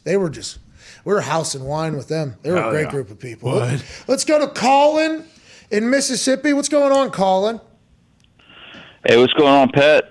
Boys, how you doing? Keep it moving. All right, man. I'm so happy to be part of the show here. Shout out to Mafia in the chat there. Thankful. All right. Well, either way, I'm happy to, thankful to be not around my boss, but my boss is my fucking dad. So tomorrow. Yeah. Classic. Got him. That's funny. So, there's that. But anyway, who that to the Saints and shout out to Drew Brees. All right. All right. I like that. Okay. Just calling shot at. You got He's us calling a about game, the right? Egg What Bowl? game is Drew on? Drew's calling the Bills Saints. Sweet. Yeah, but I don't. Is it? How are the Bills? What, they're 6-point favorites, and they just got blasted by the Colts? Yeah, well, that's because the Saints are probably without Kamara and Ingram. Maybe. They got blasted by the Eagles. Yeah, and they did. And Simeon They're in is. New Orleans, too, though. They always give them points for being at home and all that. Yeah, but we don't know if that's true either. We have no idea if that's true because I think that's just a myth potentially to make people think that they're doing something different with the line. I mean, now that we're paying attention to all these lines so much and every day it's like actually our job and it's actually their jobs, who knows what's real and what isn't? How the fuck do they know? We don't know. There's some games that they're like, oh, this is going to be a double-digit game. And it's like, how? How is this going to be when every other game appeared to be? And then it will be somehow. And they'll find it. It's just, I don't know how the lines are made, but I do know that I think 6 isn't enough, and I really like our Super Boost, which I don't think is going to be near that. So, I mean, there is a lot of money to be made on that game, we think. Town Diggs, your thoughts on Bills Saints? Doesn't that feel like that is ripe for us to kill? It does. It almost feels too good. Real talk. But, like, if it was Jameis Short, but Trevor Siemian has never been a good quarterback in the NFL. And if you're the Bills and you expect to be a good team, I didn't see what popped up. You should beat them. Yeah, you should beat the hell out of them by at least 6. Win by 6.5. I just saw some Twitter activity by AJ Hawk here. What's this all about? You're a soccer aficionado? Giving them an IO? Son of a bitch. Yeah, they're coming to Columbus, man. Supporting the local, the Columbus Crew, lower.com stadium. Hey, let's go to the game. You and your fam. Christian Pulisic's going to be playing. Yes, let's go. He's the best player in the world. Is Pulisic going to be there? Does he have to come off the bench, though? That's the issue. We don't know how Berhalter is not. This is Robert Mathis. Here we go. Okay. This is Robert Mathis on the phone. We are live for another 40 seconds. I will answer this on the other side. I think he might be outside the office if somebody would like to go give a little peek-see. He's in person. Mm-hmm. Yeah, he's going to be in the studio. Awesome. Mitt said he was good friends with him. So maybe Yeah. Mitt probably does know him, by the way. Robert was one of the nicest teammates of all time. It literally, as soon as I got into the building, he was nice to me. And I was like, this makes no sense, but I appreciate it. What's going on, dude? I can't wait to hear him chat about his story from Zone 6 in Atlanta to now a semifinalist in the Hall of Fame this weekend, going up in the Ring of Honor. He completely deserves it. Robert Mathis on the other side of this beautiful November 24th.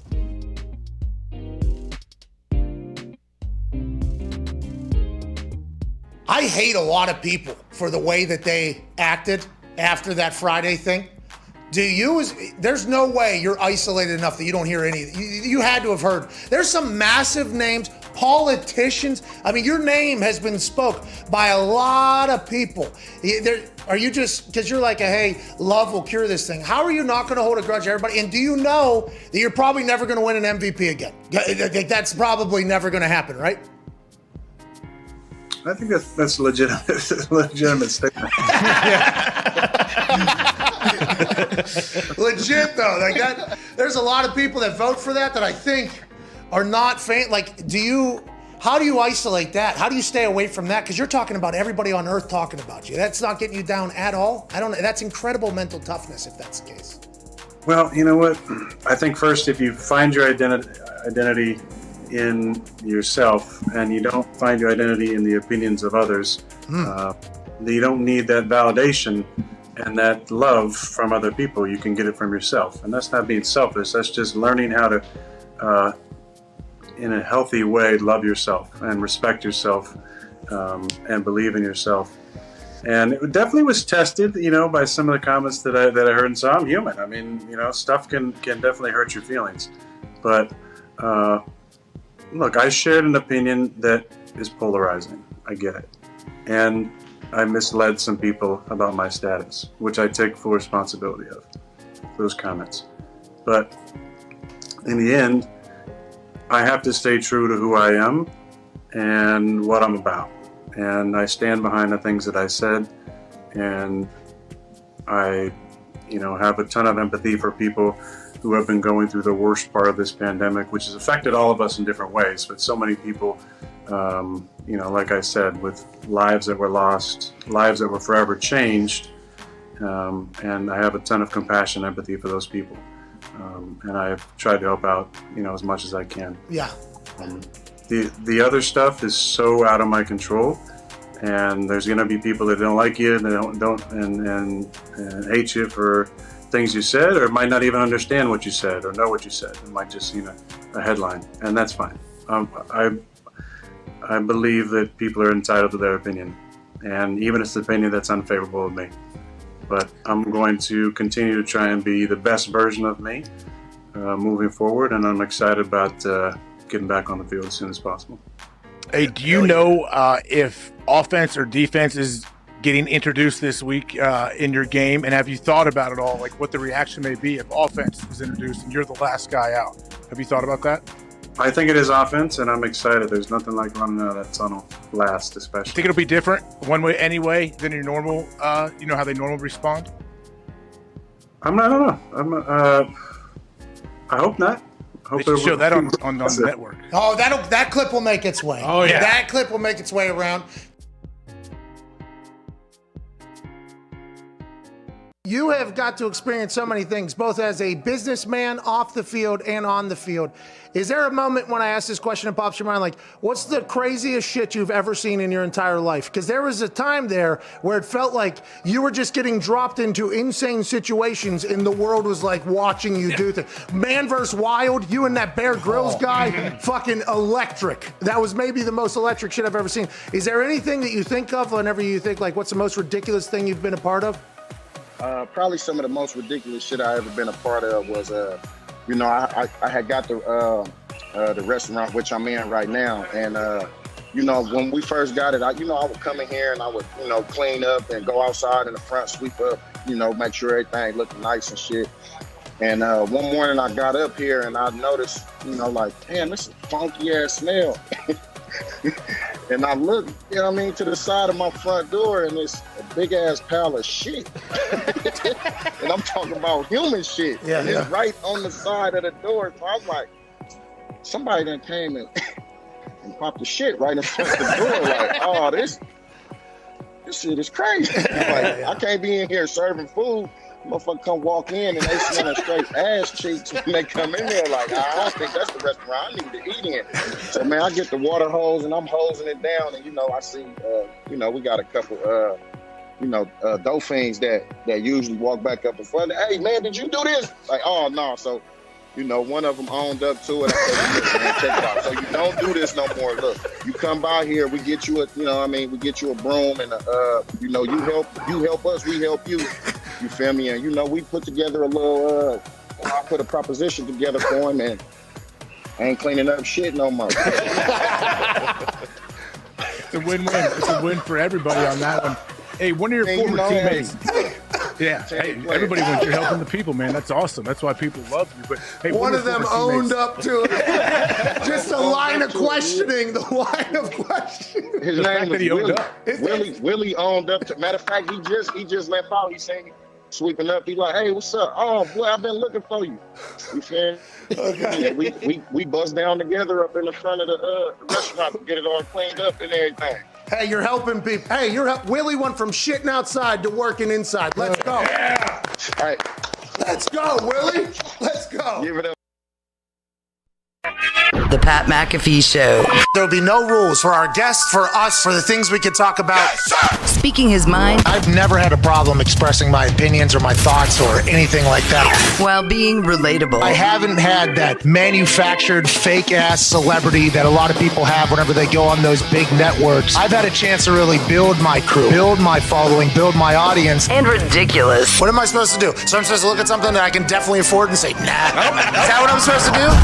The Pat McAfee Show starts in 3, 2, 1. Welcome back to that show. Coach Us Up Chuck, Wednesday, November 24th, 2021, has just gotten much more special.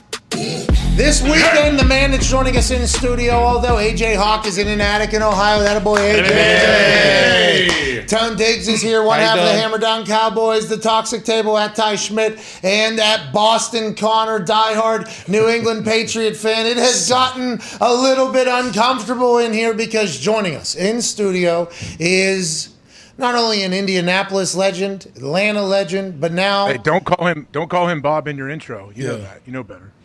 There was a glitch. It was the microphone. Yeah, I'm slapping shit off the Robert. No. I thought it was the microphone. It was the microphone. Something happened. Anyways, ladies and gentlemen, happy we're past that. That's fantastic. It was a little bit of a sweat there when I saw the tweet initially, but I know this man is in too good of a mood because so much greatness is happening in his life that he has earned and deserved. Today it was announced that he is a semifinalist for the Pro Football Hall of Fame in his first year eligible. And this weekend at the home game against the Tampa Bay Buccaneers, he will be honored to go into the Ring of Honor. Ladies and gentlemen, never been more deserving, Robert Mathis. What's up, dude? Hey, what's going on? So the Bob, I don't know what Patrick. happened. Yeah, well, All right, listen, you can do that.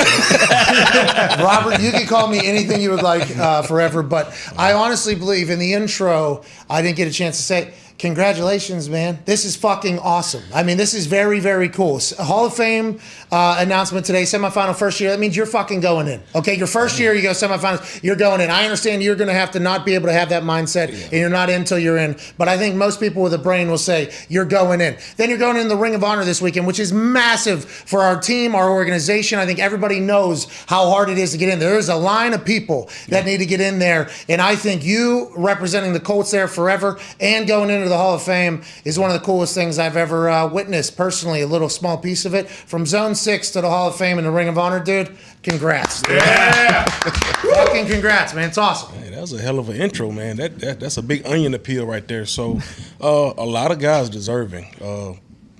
With the guys that we played with during that decade, it's just we won the most games in that span in history. May have been upended by those Boston guys by now. But, I agree. Hey, whatever. Yeah, they stink up there. Yeah, don't worry. It's a lot of guys. I'm just so honored and in a good place, man. So. What have you been doing? A lot of reflection, I assume, whenever things like this happen, and people say, like, I'm humbled by something, and I never really understood what that meant. But then when you're bestowed an honor, the humbleness comes from, like, oh, like, do I deserve this? Like, oh, I got to work for this? And you start, like, reflecting, I think. I assume you've done a lot of reflection and looking back on how you got to this point over the last few weeks. That has had to been very fulfilling, I'd assume, and when you look back on the journey that's been? Yeah, a lot of, like, reflection, prayer, things like that, spending time with the Father up top. And once you retire, that's when you can really just think about this stuff. But when you're playing, you don't think about it. You're just trying to do what it takes to win games, do what it takes to earn your seat at the table, and just be among these greats, Peyton, Marv, Reggie, Dwight, Jeff Saturdays, and just do your part to win games. And when it's all said and done and the smoke clears, all right, this is what we have. Yeah, So, you were covering kicks. Yeah. You were a kickoff. You were on the kickoff team the first couple years. You were a special teamer, and then Bill Polian's vision of you and Freeney coming off the edge just kind of came full tour. Was there ever a doubt? No, or is this always the journey? Well, whatever the plan was, they didn't tell me till later on. So you got to do what you got to do to get what you need to get. And so I needed a spot on a roster on the team. So that's what I had to do. So I was willing to do it, and they messed up and let me rush the quarterback. So it was all said and done. Go ahead, AJ. Robert, who do you like watching now in the league that rushes the quarterback? Like it's an outside rusher, whether it's outside back or DN. Like who's your fan of? My favorite is Von Miller and Chandler Jones. Inside, of course, Aaron Donald, Chris Jones, and Deforest Buckner. But my special guy is Max Crosby, number 98 for the Raiders. Okay. He is not getting any kind of burn right now, and he is a dog coming off the edge. So I think people kind of need to shine a little light on him because he's a man over there. When you were covering kicks before you became a pass rusher and a QB hater and everything like that, you turned into the strip sack wasn't really a stat. I don't know if it's even a stat currently. Is it? I appreciate that, alley-oop. Sack fumbles are still not an official stat. Roger Goodell, I think we need to address this. Whatever, address it. That should be. Don't you think it should be a twofer there? You get a sack, I think, right? Yeah. Honestly, it's more devastating than the interception because it's instant field position, and you're hitting the franchise, the engine to every NFL team is the quarterback, and you're hitting and you're putting him on the ground. So was that full focus for you? It was like obviously you want to secure the tackle, yada yada yada, but you were a specialist at getting the tomahawk. That was a nightmare for quarterback. We actually heard from coaches that joined the staff later that said our quarterbacks weren't able to sleep whenever they were thinking about playing you guys because Dwight Freeney was going to embarrass the tackle and Robert Mathis was going to do the same and get the ball out at all times. So it changed the game completely for quarterbacks. Was that something you focused on, and when did you know that was going to be your thing? Well, ironically, I did that in high school. I was watching a lot of Derek Thomas tape, Kansas City Chiefs edge guy. He came with and called it a tomahawk strip, secure the tackle and then separate the ball from the quarterback. And so I did that in high school, then got to college, but then I got to the NFL and John Tierlink just kind of perfected it. We did a lot of drills, and Dwight and myself, we did that every day in practice. So getting after the quarterback was one thing, but separating him from the ball. That's how you got the whole sack instead of Dwight stealing damn sacks from you and stuff like that. So yeah, you get the ball out, you get the whole sack, and you get an extra stat, which is a forced fumble. Well, forced fumbles, that is an official stat, but sack fumbles is not. Correct that, Roger Goodell, please, and thank you. Yeah, make that happen over there on Park Ave. Go ahead, AJ. I don't know if casual fans are aware. If you knock the ball to the quarterback's hands, it's a sack. It counts as a sack. You don't have to get him on the ground. All you got to do is get the ball out. That's a sack, and you get a chance to pick it up and score too. Absolutely.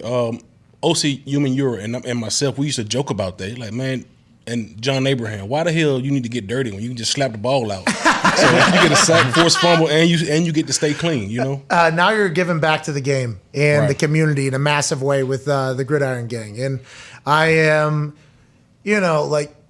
I don't know how the way to proud. I don't know, but it's awesome to watch because you and Dan are giving back on the field training and the way it's set up to give back to people who it may be in neighborhoods that would never be able to afford this type of specific training. What are you teaching? What is different about the Gridiron Gang, and why have you committed so much of your time? It is like a full-time thing. It's awesome that you've done this. Well, it's not just just football training on field and throughout the Gridiron Gang Foundation.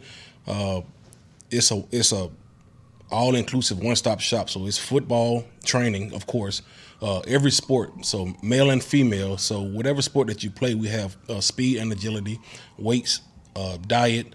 Also, we offer social media training. Oh, here we go. Which gets a lot of young athletes in trouble as they have aspirations to be pros. One bad tweet and it's on you until you forever. Etiquette training, how to sit at the dinner table, financial literacy. Here we go. The things that so it's a life. This is a life. Yes, this is life. This is a mentorship, big brother, big sister, uncle, aunt, OGs. When somebody call you an uncle, OG, or coach, that comes with a responsibility, and we take that seriously. So we're trying to teach these the children, the youth at a young age, how to function as adults, because playing with teammates and people right now, I mean, it's leisure, but it's going to turn into networking later. So we just teach you how to operate in that vein. It's smart because there's people that think like that throughout their entire life and they normally be successful. But to get to that point, you have to experience certain failures normally. And then now that you're kind of smartening them and sharing game with them at this young age, hopefully it'll give a lot more people a lot more opportunity. That's fucking awesome. Yeah. I also don't want to say don't turn my mic off, but Pat is my main supporter, a big contributor and a guy that he continues to just gives us a lot of motivation and just support. So I want to say thank you to you for helping us and just being in our corner and backing us in whatever shape, fashion, or form. And you're a real one, man. So I appreciate you, bro. Man, I appreciate you. Thank you for that. Hey, listen. We should have muted that, okay? We don't need people. I'm a stooge, you hear me? I'm just dumb stooge who speaks in the microphone. But I think whenever I see something awesome and I see somebody like you were very nice to me in the locker room immediately upon joining. And I think from learning from other people, that's not necessarily normal, that's the way it goes. But you have always been an incredible teammate, and that's what I wanted to ask about with the Gridiron Gang. It feels like you are sharing what you were as a teammate, basically, as the OG in the locker room with a younger generation and giving back. Like, that's a brilliant concept, and I think that's why I'm so thankful and excited about it all. But thank you for those kind words. It means a lot coming from you, obviously. Well, with us, it's our instructors are always former NFL professional level guys, and so the thing you miss about the game is the locker room. I don't miss the bumps, the bruises, hitting people, getting hit. You miss the people, the relationships that you form, and so the way for us to wean ourselves off the game and have therapy per se was being around it and teaching it, and so to have these children and just pouring into them, and they're just taking whatever you say, empty vessels, and just applying it. That is a huge reward for us. That's awesome. Go ahead, AJ. Robert, I would imagine, like you said, having former NFL players coach and teach and mentor, that also has to help those players in that transition from football to life. That's got to feel great as well. Not only are you helping these kids, but you're helping a lot of your peers. Absolutely. I know with me, when I retired, I was like, what the fuck? Hey, Frank said this 2 days ago. Yeah. Frank Gore said this 2 days ago, and then Aaron said it yesterday, and then now you're saying it, and AJ and I. Retiring is not an easy thing. It's real, man. Because coach, I tried coaching. It wasn't for me. Time and just it was time. Time. That's a different level of And so my thing was, I made a promise to myself. Look, I will not lie to those coming behind me, whether it's a young player, because a lot of them call me OG. Yeah, you are. I'm gonna give them game, and I'm not gonna lie to them, but I'm not gonna just tell them some BS. You enjoy it though, obviously. I enjoy it, and I love giving them truth. I love giving them game. I have a lot of student athletes, man, and they just soak up every word that you say to them, and just as long as you can keep them on the right path. And just keep the distractions at a minimum, they're going to be set up for success for a long time. How about the immediate credibility, too, AJ, when these kids show up and it's fucking Robert Mathis? They're actually doing the drill. Like, I want to make sure people know this, that don't fall. Like, Robert is actually running hands with these high schoolers, like 100 of them. Like actually every single day. It is it is awesome. I'm lucky. It's cardio. It's cardio for me. Yeah, that's what I'm about to say. I got to get me some trainers. So any interns out there, hit me up. We need a nutrition. No, Mitt would not be. McMahon's son, Emmett, here has really transformed into something awesome. Yeah. Coach, you're holding your breath, maybe. Yeah, absolutely. Go ahead, Ty. Robert, when you look at, we talk about the not pass interference, the roughing the passer penalties quite a bit lately. When you look at this kind of stuff, like obviously, hey, don't land on them, Robert. Jesus. Like, is there anything these guys can do? I mean, you look at it and they slow it down. It's like, okay, it is helmet to helmet, but what they're asking these guys to do is virtually impossible, and these calls are affecting the outcomes of games. Yeah, the only thing that they have not requested is that we paint their fingernails for them. Oh, jeez. So, it is what it is. I said what I said.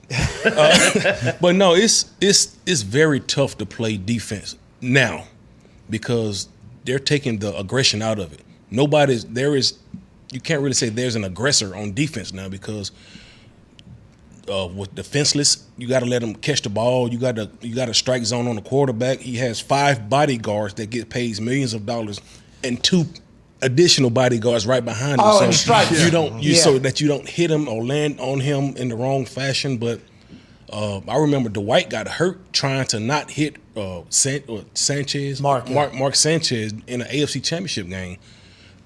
So if you have coaches saying, I want a speed, aggressive, tenacity, I want all this, but you have the NFL front office saying, fine. So who do you listen to? And do I listen to my coach because he has my job, that weighs in the balance, or he's going to take money? They're going to take money from me if I do what this coach says. So it needs to be a balance somewhere. It's just too much gray area. So make it defined, because every year they changing and altering the rules or whatnot, and the players just don't know what's going on, so they just go for the knees. Yeah. And by the way, I don't go for my knees. Don't go for the knees. Yeah. Carson Palmer had that rule get changed because of the going for the knees thing, and now there's a strike zone, but you're supposed to do it at 22 miles an hour while somebody else. It seems like. And I don't want to put myself in this because I never played in the fashion or in the situations you guys did, but it feels like a lot of the older players have been spouting the same exact thing. Like, I don't know how you would expect us to do it. The younger players, it doesn't sound like they speak up that much. Do you still get a chance to chat with them and how they feel about how they adapt to it? I do. They're more vocal. They just talk to us, the OGs. Yeah. So. Gotcha. In that sense, we have to be their voice. Yes. So I'm their voice. I can say what I want to say. I'm retired. I can say what I want to say. You're a Hall of Famer coming up too. Yeah. I mean, let's go. Even like when the cornerbacks can't cut these big ass old offensive tackles when they pull out in the flats, like you have to hit them up top. That is ridiculous. Yeah, you're asking. That's ridiculous. Pancake City. Honestly, you can't cut them low. Like. What am I supposed How to do? about the taunting call? Hey, have you heard anything about the taunting call? Because it being a point of emphasis is my problem. It's a rule, I get it. If it's too much and it's a rule, cool. Point of emphasis means, hey, we want this out, pay attention to it. A guy named Land Clark has 7 of them this year, this particular ref. And that's what you get, though. You get an ego-driven ref, maybe, that can dictate an entire game, Robert. There was that and that unsportsmanlike on Cassius Marsh. Yeah. Like, man, you got to be kidding me. Mm-hmm. You got to be kidding me. Hey, how about that spinning fucking kick? Oh yeah. Did you see his celebration? That was sweet. Oh, that's what we said. Yeah. That was sweet. But then going over to Tom, the amount of history, and Tomlin respects that. Now, granted, he was a part of the rules committee, and he said that is the picture of taunting. But Tomlin's going to talk shit too. Like, you know what I mean? Like, I think that's a part of the competitive juices. But we're also just a bunch of old guys yelling in the front yard, I guess. Well, Coach Dungy said it best. If you don't like them celebrating, don't let them score or stop them. Yeah. Michael Irvin said, you don't want us dancing. Stop us from scoring touchdowns. Damn right. And then I think he even did. Knee wobble. What do fans pay? Okay, they don't pay. They want to be entertained. Not saying everybody have to be that type of guy. I wasn't that type of guy. Pat was. So Pat is, if he blow you up, he gonna let you know. He's gonna give you all that. But everybody's not cut from the same cloth. A lot of guys, especially those Florida boys. Yeah, that's what I'm saying. Oh, they gonna chirp. That's how they get. That's a culture, by the way. It's a culture thing. So you have to understand it's deeper than just I'm just gonna talk some shit. No, that's kind of how what it is. And they want everybody to be Barry Sanders, which, by the way, a lot of respect for Barry Sanders. The fact that he was able to do everything he was able to do and just hand the ball over and still be motivated and have a chip and everything was great. I was not like that as a person before football, and I know a lot of people that aren't. Like, hey, I need to remind both me and the other person what just happened, and we need to keep it going. I'll say this: if we're playing a team like the old Houston Texans, we're up 41 to whatever, I get a sack, I'm doing my sack dance. If we're playing the Arizona Cardinals when Bruce Arians, the first game back, he's blowing us out 41 to 10, I get a sack, I'm doing my sack dance. I don't care. I mean, it's just what it is. You earn the right to be in that position. Yeah. So play your position. And big plays aren't handed out. They are. Sacks is tough. Do your sack dance. Do your dance. Do your dance. I literally say that in basically every For the Brand video now. Whenever punters celebrate, do your dance, dude. Really? Let them know about it. Go ahead, AJ. Sorry about that. Well, a big thing, Robert. They talk about like, oh, we got to have this taunting rule and clean it up because we don't want kids to see this and start doing it. Are you seeing any of that with younger kids? I know I coach my kids, and yeah, they like to talk. I don't care. I think it's cool when they get into it and they're passionate. But are you seeing that when these kids you're training? Are they coming in like already like taunting more than maybe some kids? Hold on though, and also, don't you think some of those people are just going to be like that anyways? Absolutely, yeah. Yeah, we have a lot of our student athletes. They come in brash. They like to talk trash, and it's your job to humble them. And I have one in particular. He's made a huge leap. I call him super swag. He came in talking he was garbage, garbage through the drills. Cause I have another guy, Popeye Williams. So he was more polished. He's been working with us, but Popeye doesn't say anything. Super swag came in. He was talking. So now he learned to stop talking and start doing. And he's one of my most prized pupils now. You just have to humble him in the right way. I mean, I never like coaches cussing at me growing up. So I'm going to put myself in a position to not get cussed at, because if you start cussing at me, I'm going to cuss back, and then we're going to be cussing. There's going to be a bigger problem, and it's much bigger than the drill we were just doing. It's about you in the authority position leading. They're going to follow you. They can see this on TV, but they're going to follow you when it's all said and done. I said that to Ian Rappaport when the point of emphasis came out, basically. And Rappaport he works for the NFL, and he's an insider for the NFL. So when he's speaking, it's like, hey, this is the NFL speaking. Not as much as Tom Pelissero, but every conversation we have with somebody, we got to know where they're coming from, okay? Ian's speaking for the NFL. And his big thing was, there's younger the fans watching, and the NFL has a responsibility to not have that become. I'm like, well, why don't the parents tell them, hey, these guys on TV worked 18, 19, 20 years of their lives to get to this point. They just changed the trajectory of their kids, their family, their community. They just changed everything, and they're allowed to act like that. If you figure that out someday, You could do the Go same ahead. thing. Yep. Now, I am not a coach, though, so I don't know if I would necessarily resonate, but that feels like a message that should also be talked about as opposed to if they do it on TV, they're going to do it. It's like, can't you just tell them not to? And I assume that it's not as easy as that, but why is that never talked about? Well, what you just said, I like that, and I'm going to plagiarize it, so I just took a mental note of that, so I'm going to use that. Okay, hey, here we go. Look at that, AJ. I'm out here coaching. I mean, the responsibility falls on the people in authority. So kids are going to be kids. They're going to do what they're going to do. They go off what they see. So that said, you have to guide that energy and just get it going in the right direction. That hat is awesome, by the way. I just got it today from the Colts, man. Because that's Ring of Honor hat right there? Is that No, Doug Melton. Shout out to Doug, the mail guy. Yeah, I love Doug. He always get me right, man. He get me right. So what do you get? You get a ring for the Ring of Honor, or do you get a cape? Do you get a jacket? Ooh, I mean, probably a cookie. You get a jacket, right? I get a jacket, a nice jacket, tailor-made jacket.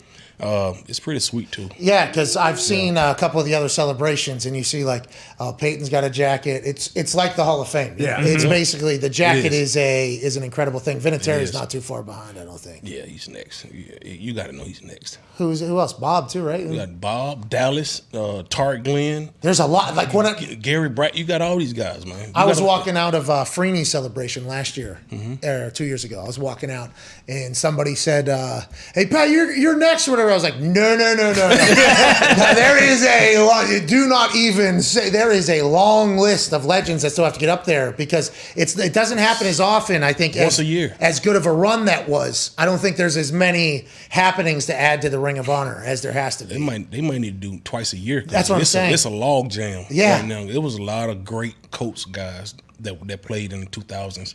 That team was fucking unbelievable. Yeah. I got to catch literally the tail end of it in watching that operation and then kind of taking that information going forward was always very fascinating, even though I was too young to be able to really say anything that mattered. Go ahead, Connor. Yeah, you mentioned Max Crosby. I think he was like a third or fourth round pick. And in the same draft, they took Clellan Ferrell, like the fourth overall pick. Like, why do you think some guys who get drafted later like completely exceed expectations versus others who are, like top you, 10 Hall of picks? Fame. Like you, yeah. A lot of that is some guys are just late bloomers.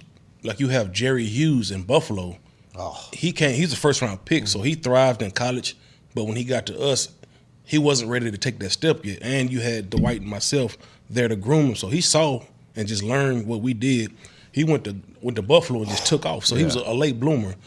Other guys they got to be in the right system and also the right coach. You simply got to pull some of that stuff out. So Max he's a dog. I like his game. Have you ever met him?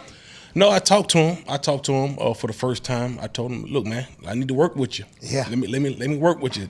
You did an outside spin a few times. I like it. It's a little. What was hold on? What was that thing? What was that fucking thing you did to Costanzo? No. Oh, what was it? It was in. We're gonna look. Costanzo doesn't deserve this. Okay, Costanzo doesn't deserve this. With the fake spin? What was it? You did it was like a double spin. I forget what it was. I'm watching it on film in my head, and I can't remember what it was. You faked. It was a fake out. It's a fake in, outside spin, duck under. Oh yeah. No! Yes. No! That was awesome. I think the crowd think we playing that. Oh my! Come on, finish the move, man. I did. I ducked under. I ducked under the block. That's exactly what happened in the film I saw. Jeez Louise, dude. Guard came and picked you up there. Yeah. Yeah. It's supposed to be a one-on-one drill. You got chipped. Yeah, you got chipped. That's what happens when you're rushing with Mathis and Freeney, dude. Yeah, it's hard to rush in Air Force Ones, man. Oh, well, listen. That was gonna be sticky. Yeah, and they're also going to be scuffed and drenched. Yeah, they done. I mean, they are. They done. Hey, shout out to the next pair. These guys had a good run. These guys had a good run. Good run. I ice picked that thing. You see that ice pick? That was clean. Jeez Louise, dude. Chip block. All right. I don't even fucking know where we go from there. Hey, let's get to a break. All right. Hey, will you stick around on the other side here? Yeah. You have some work today, I assume, at some point? A little later, but I'm okay right now. All right, let's celebrate this semifinal Hall of Fame. Yeah. Hey, this is a massive ordeal. In your first year? Hey, thankful, man. What is there a heads up, like an email, like, hey, you're being considered for this year, or is this, when did you find out? I got a call from the guy at the NFL Network last week. He just said, we're going to do a show next week. Don't tell anybody. You told me, though. I did. Yeah. All right. We're back in 4 minutes. We'll talk more about it all. This is the Pat McAfee Show.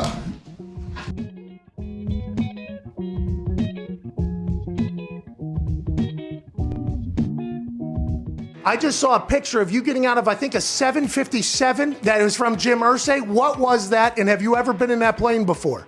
I thought it was like the team plane to fly all of the Indianapolis Colts. Literally, I mean, it's got the logo on it, Pat, and it was awesome. But look, that's just Jim. Pat, I had a wonderful 14 years there. It's obviously the team that I wanted to play for always. I understood the decision he had to make, and no hard feelings, and for him to send his plane to fly me and my son down here, it was a great gesture. A lot of room for me and Marshall. We were throwing the football.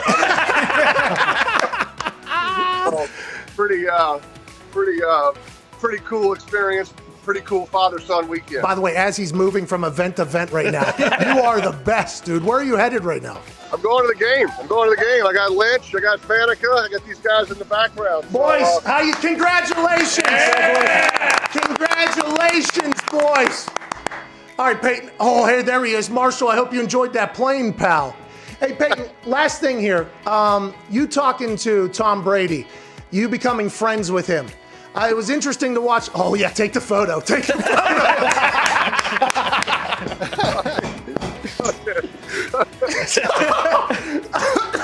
All right, we will wrap this up. Well, I'll tell you, Pat, I don't think anybody can do what Tom has done. Look, I know how hard it was for me to get on the same page with my receivers, learn a new system, learn new coaches. But I had a full off season. I was injured. I was rehabbing. The fact that Tom has done this in a COVID pandemic off season, no time to meet with his receivers. He met with his coaches illegally by breaking into Byron Leftwich's house. So besides that, it's been incredible what he's been able to accomplish, and he deserves all the credit. His leadership is what's put the Bucs in this game today, and I have great respect for him because I know how hard it is, but he deserves all the credit. Hey, how did you know Red 18 was coming? Pat, I mean, I can't tell you how much I appreciate you telling that story and just growing the legend. That was about the 18th time I tried it. I was 17 going into that. And, you know, when it doesn't hit, you just keep walking. Nobody ever really tells you about it. So when it hit, I was as surprised as you were. And the reaction from some of the good old folks there in the casino that night was pretty special. Well, I appreciate you doing that. You made me and those folks in the casino a bunch of money. Congrats on the Hall of Fame nod. Thank you for spending time. Enjoy yourself at the game, Peyton. Pat, thanks, pal. I appreciate you. The Sheriff, Hall of Famer, Peyton Manning.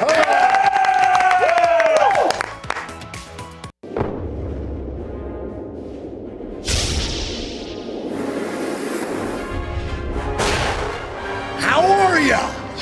I'm Roman, a men's health brand that can dance very well and make you the best you possible. Are you suffering from male pattern baldness? Dahn, we got something for that. Herpes. See ya. Premature ejaculation? Gone. No more coming too quick. Allergies as well. And that's not all. We have clinically tested supplements for everything, including erectile dysfunction. Come on! Bye-bye! GetRoman.com/Pat. Be the best you possible.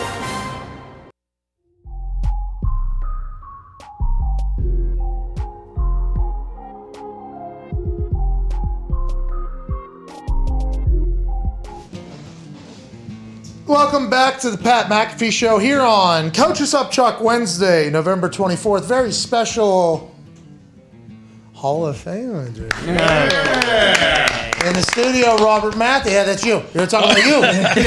Hey, that's going to happen in the very near future, even if it's not this year, by the way. And I don't know how you're viewing it. How are you viewing it? Is this something where make or break for you emotionally? I hope not. No. Okay, good. What happens if they don't? What happens if they don't? My feelings are not hurt. I'm not sensitive. So whenever my time comes, it comes. So I understand you have to be voted in. Yes. So a lot of players, you just can't really just get in your feelings about that. So how does it work? Have you learned about the process yet? Will they teach it? Like Chap, I think, has to pitch you, right? Mike Chappell? Mike, yeah, he has a vote, I think, for this market.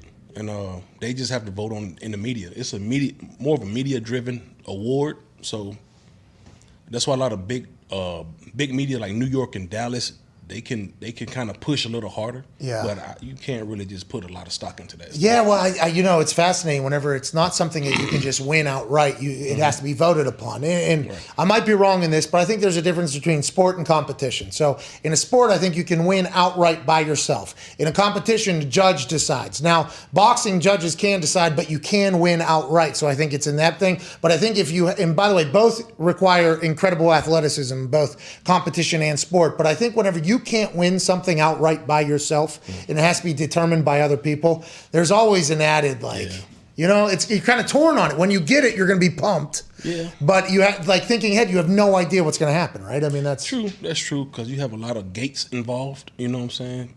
Yeah. Yeah, I'd say. Yeah, there's a lot of conversation. There's a lot of gates that could potentially pop up. Scandals. Joining us now, AJ Hawkgate. This is fall asleep while he drives gate. AJ, you all right, man? Happy to see you back. Yeah, I'm doing great. It wasn't, I don't know, it wasn't ringing through my computer. Hey, that's been happening to me. I got this new phone and it hasn't been connecting. I haven't been able to connect to some people. They said I'm getting an update tonight. Why do they always got to be glitchy? What the hell's going on? Especially what's this all about? You should be ready to go. You're $45,000. Yeah. Okay. New operating Figure it system out. usually does that, though. Fucking figure it out. Robert, I'm going to ask you about a couple things. AJ is as well happening around the NFL. Aaron Rodgers' toe. Him not telling us how he hurt it or did hurt it, and how big of a deal do you think it is, and your thoughts on Aaron Rodgers? I love Aaron. Okay. Hey, I love Aaron. Even though he's a quarterback, I love Aaron. That toe is serious. I don't know if it's turf toe or whatever the case, but that's a serious injury. Is that something you know about a quarterback if they have it, if you're rushing, obviously? Oh, absolutely. You can't bend, you can't walk. You have to walk flat-footed because that big toe does not bend. So that's a very serious injury that a lot of people think is insignificant because it's. What if it was a pinky toe, though? Yeah. You're just soft now. So it might be what it is, though. It might be if it's a pinky toe. He can get through that, But if it's the big toe or the second metatarsal, which I broke my very last game playing, and they had to put a pin in my foot. And cut my bunion off. No, lost your bunion. I lost my bunion, man. I lost my bunion. Come on. That bunion and those sandals. Go ahead, AJ. What you said? Your second metatarsal. So that is what the next toe. To your pinky? No, it's next to the big toe. Okay, so we're going 1, 2, 3. Starting with one with the big toe. We had a debate yesterday what toe Aaron was talking about. Yeah. So. What did he say? Well, that's what we still don't know. Yeah, it could be big toe, could be pinky toe. One or the other. We're not 100% sure. But Wall Street Journal said that it was COVID toe. COVID toe. He did get COVID-19, they said. Yeah. But Aaron said it was a bone situation. Didn't Gumpy's guy say if it's that's more of like a tissue thing, right? And swelling, not a bone. Well, COVID does seem to be a fungus and a grow type thing. But don't stop Wall Street Journal from thinking that, because he did drop little seeds of what it could be throughout the interview. It's structural damage, basically. It's worse than turf toe. So this dude fractured his toe. Yeah. Now he won't tell us how it happened, which makes me wonder. He was definitely taking a piss. Yeah. Definitely taking a piss and walking, and that's how that whole thing happened. Maybe he just didn't want to say it. I'm not 100% sure. Let's go. Let's talk about MCDC up there in Detroit. Have you seen the way he operates? They might go completely defeated. He was crying a few weeks ago because he was so invested. Now, there's no way he maintains that amount of commitment to that team at this point, right?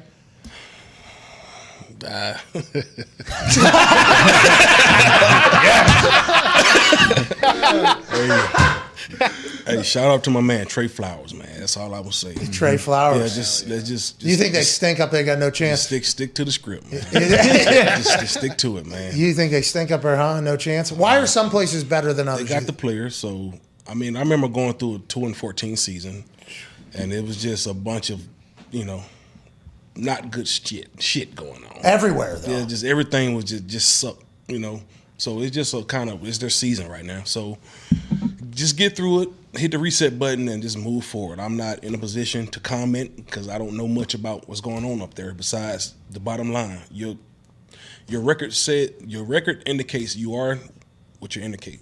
Yep, indicates. Yeah, he's a record. Edit. Drop it. 3, 2, and 1. Your record says. Well, it's 3. Hey, you suck. So. Go ahead, AJ. Robert, you said you coached. What was it like? I guess, was it what you expected? I'm sure you knew, like, the time commitment. Yeah, it's crazy, but I would imagine once you get in there and you're living it day in and day out, you're like, wow, this is a different world. Like, how was that? It is a commitment that is so different than what you're used to as a player. You used to come in the building, do what you're supposed to do, and get out. Coaches, it's okay. You got meetings, practice. You got to deal with players, whatever issues they're dealing with. Afterwards, after the players leave, is meetings, watching film, and desk guarding, and busy work, and desk guarding. Yeah, desk guard. It's like, what am I doing here? I've watched film. I've done my report. Why am I still here? Why can't I go home? You don't have you can't. It's no set time to clock out. I heard a story about Bill Belichick. He had two of the same cars. So the coaches can't leave until they see that car leave. So he would park that one car, but have his other car that he's going. No, I said I can't. I don't know if it's confirmed. Somebody needs to confirm this, but it was like, wow. By the way, how deep into not doing jack shit while you're still at the building are you guys that you're telling stories about Bill Belichick? You go get some coffee, go to the weight room, go in the training room, go mess with Aaron Burrell. These guys talk some shit. Come back to the office, look around. Leave again, watch film, do your reports, come back and go back and mess with Aaron and them. Hey, AJ, by the way, the training room and the equipment staff are backbones of buildings. They don't get enough credit as personalities and as hard workers. They are needed, and I hope Hard Knocks does showcase some of those characters we have behind the scenes. You got to get T and Frog on that show. T and Frog, you got to get those two on there. I agree. So, Frog's the best. We have AJ and I. Why is his name Frog? There's one. I guess there was one day. He has this incredible ability to do like a catcher stance.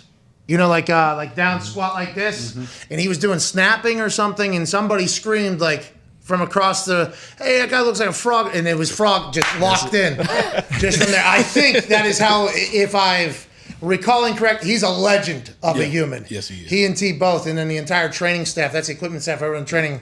It's a lot of great people. I forget what I was going to ask you about. It was a fucking good one too. I thought you were going to give a really good answer.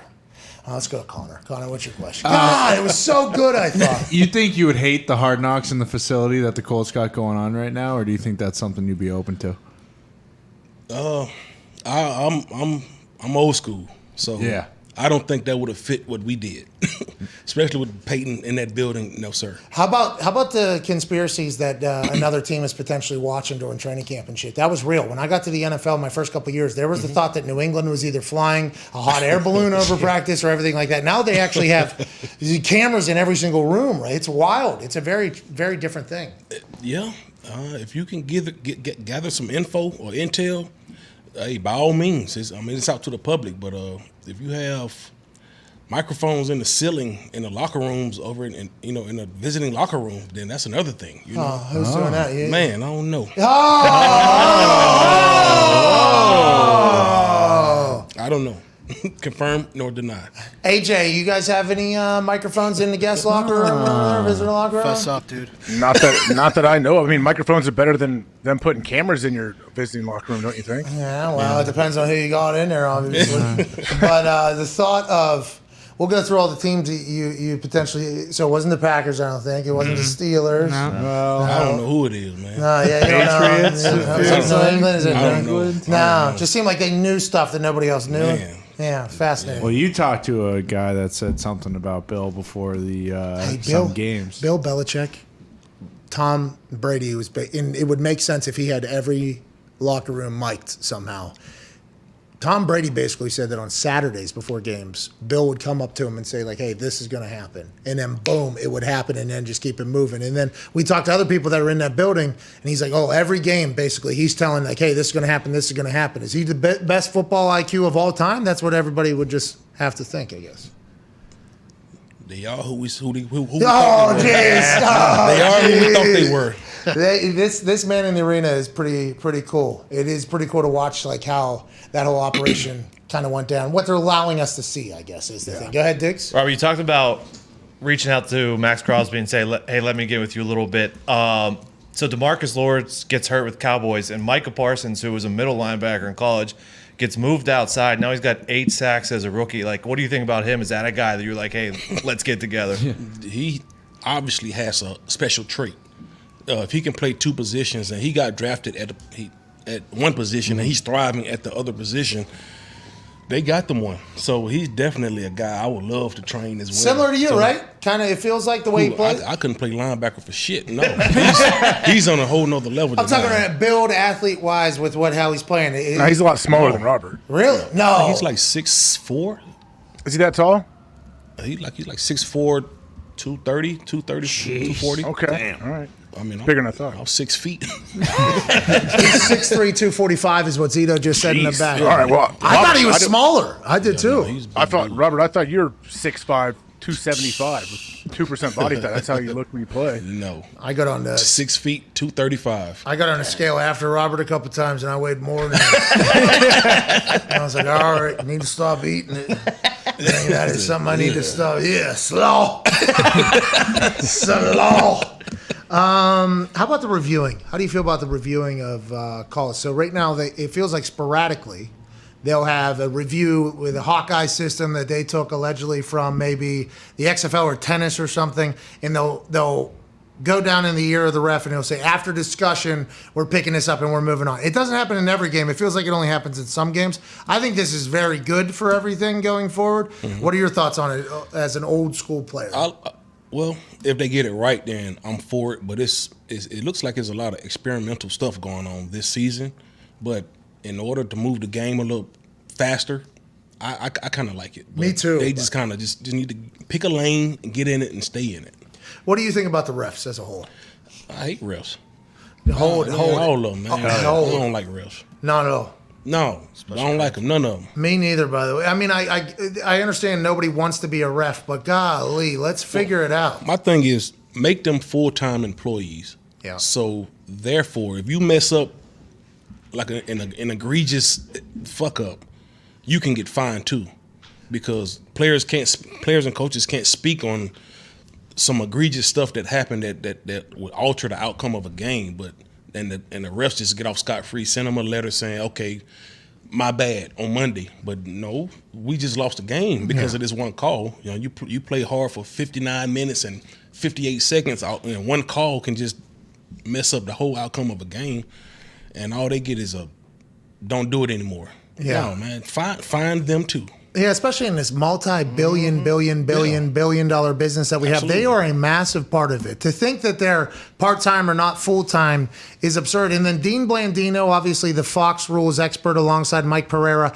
and Terry McAuley spoke to Peter King of Football Morning in America about exactly what you just actually said. Dean Blandino said that it could be a good idea. Dean Blandino said a lot of people don't see it as a solution, but I think it certainly would be. From a perception standpoint, a positive. Officials wouldn't have other jobs, taking away from the NFL job exactly what they'd be doing all season. I am not sure, but people who spend more time on their craft are going to be better at it. He'd go on to say other things. Terry McAuley now of NBC, he would tell Peter King this. He'd say, I don't believe it would make officiating better in any way, shape, or form. Okay, so not in any way, shape, or form, it will not get better. The only way it would possibly improve an official's life is there wouldn't be the stress added to your life that a full-time job adds. So that would be your first sentence, sir, being corrected right here. Then let's add, I used to get home from a Sunday game, maybe 11 or 12 o'clock at night, and I'd be at my desk as a computer fucking scientist at 6 a.m. the next morning.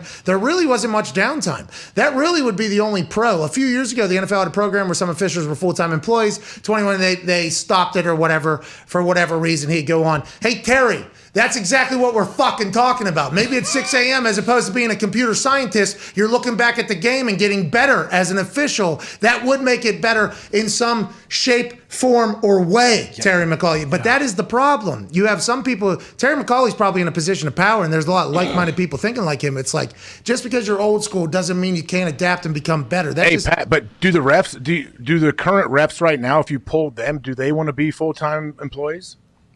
I don't know. And what's the payment, I guess, because some of them are lawyers, right? They're like, like a lot of them are lawyers making probably some pretty good cash. Well, then don't do it. Well, sometimes there's sacrifices to be in the goddamn NFL. You're right. That's right. Ain't that right, Robert? Absolutely. As a man, your woman, your children, and your money, those are 3 things that men do not play around with. And 2 of those are off the table. So if you mess up, you should start touching their pockets, just like these guys are getting affected with a bad call. Yeah. I said what I said. And if they're full-time, by the way, in the offseason, they're not allowed. The quote was something like they weren't allowed to do anything until April 15th or something. It's like, take them to a camp. Like, can we not do a seminar of some sort at a hotel? Jack of all trades, master of none, or you can master this and be a professional at it. And just not, and it's less likely you're going to mess up these calls. Hey, man, could you imagine, like, when Ed Hockey League goes to negotiate what he's making versus some other ref, and there's, like, some young upstart ref, like, this not fucking up a lot of stuff here. Not a lot of this. He's going to set a new record for referee contracts. I mean, that would be. Why not? The money's there. And there's only going to be more with gambling. Yeah. I mean, there's a lot of money in the sports gambling world. There's only going to be more scrutiny because of that, too, with the refs. There's a lot of money. So much money. Cartoon money. Yeah. Oh, yeah. Hilarious money. Yeah, laughing a lot of money. It is. Yeah. Mm-hmm. So much money that people might even say it aloud while potentially negotiating about said money. Yeah. Maybe. Like, hey, this is cartoon money, actually. A lot of money. Hey, what if they ref the USFL in the spring, too? They do the NFL job, and then in the spring, they're getting more reps doing the spring leagues that pop up. Here we go. And then the NFL would have to be associated with USFL, which the NFL probably doesn't want to be because then they're saying it's a feeder system. They could test new rules, though, with the USFL. I think they said they already planned on doing that, right? And some of like the technology that they don't want to use in the NFL yet, they're going to use it in the USFL broadcast. So Fox is saying that about the broadcast coverage or the refereeing and everything? I believe both. So I would assume that the NFL will watch them do it and then take their idea. I don't know if they're going to like say, hey, try this out. I don't know. Make it look like it's their idea, and then they'll implement it. Yeah, smart. They'll tweak it a little bit. Like, hey, look what we came up with. And it's going to be what the USFL did that was successful probably 3 months before. All right, we're wrapping up hour 3 here with Robert Matheson studio. Let's answer some phone calls here before beautiful Thanksgiving tomorrow. Hey, here we go. Hey, I'd like to give some early thanks. Okay. To Robert for hanging out with us in the studio. Thank you, Robert. Hey, Robert. Appreciate you. Hey, good luck. Don't call him Bob the second he leaves, though. Who? I know how you get. That who would be you? You call me Bob. It was a microphone throw. You see, this microphone's been around a long time. A lot of chip blocks. Cuts out. By Robert. Let's go to Dallas. Let's go to Eric in Dallas on the 5RNG phone line. Go to 5RNG.com. Use promo code McAfee to receive 10% off your order. What's going on, Eric, in the Big D? Pat, AJ, boys, what's going on? Nothing, man. Pat, AJ, boys, all right. I got a hot take for Thanksgiving. All right, let's I'm hear going it. to paint you a little picture. You get your plate, all the food's out, right? Grab your turkey, grab your mashed potatoes, grab your stuffing. Got your base. And at the very end, slap some ketchup on that turkey. Yes. All right. That's not a hot take. That's smart. You put ketchup on everything. That's blasphemous. Who the fuck's putting ketchup on their Thanksgiving on turkey? the dry ass? No. What? Yeah. No. Get yourself a goddamn butterball, moist turkey. That's what the gravy's I only eat the drumsticks. I only eat drumsticks anyway, so I would never ever think about dipping the Are you drumstick. putting ketchup on your drumsticks? Never in a million years. Exactly. Okay, This ain't a fucking Tuesday night in the middle of January. This is Thanksgiving. No, I'm talking about that very bland, dry turkey that people would try to eat. Gravy. Oh. Use ketchup every other day Or of the you year. get a goddamn butterball and make sure it's nice and moist. Who's cooking your turkey? That's so Got to dry? spatchcock that thing, make it moist. No disrespect to anybody that's ever made me a turkey. No disrespect. No disrespect. I'm a drumstick. I'm a drumstick guy. It was not your fault. It was my palate is too. What's your favorite side on Thanksgiving, Robert? Stuffing? Nah.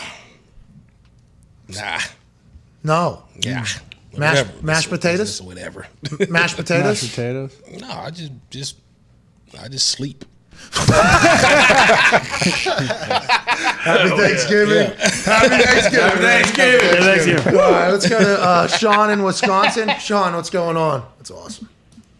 What's going on, Pat? AJ? Hey, just hanging, man. How are you? Happy Thanksgiving. Happy Thanksgiving, man. Happy Thanksgiving to you, man. Hey, man, I'm a long-time listener, first-time caller, man. I just wanted to give a shout-out to you, shout-out to the boys, shout-out to Todd Schmidt. Happy Thanksgiving. Shout out Robert. Shout out AJ. He did AJ. Oh, Shout okay.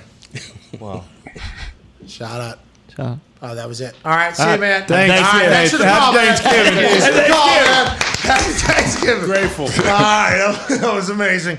All right, everybody, grab your drinks. Let's go ahead and raise it here as we wrap up this radio show here on Sirius XM. There's a man in our presence that is about to have a week where he will celebrate two things that are rather sweet. Ring of Honor and the Hall of Fame. And his name isn't Bob, because Bob Mathis would be lame. Bars. When you think of a strip sack or a sack fumble, you remember one word, and it's the Q dog, where barking can be heard. It's 98 coming off the edge and spearing people in the head. Nah, you didn't do that. You were actually a pretty fair player. You didn't hurt anybody at all. Cheers to you, dude. Happy Thanksgiving. Congrats on all the success. Thank you for stopping by. To everybody listening, I hope you have an incredible Thanksgiving. Cheers, cheers. AJ Hawk's got a double red cup over there. Whoa. He's maybe on some lean. You should look out for Cuz there. But cheers to you, Robert. Cheers to everybody. Let's have a hell of a day.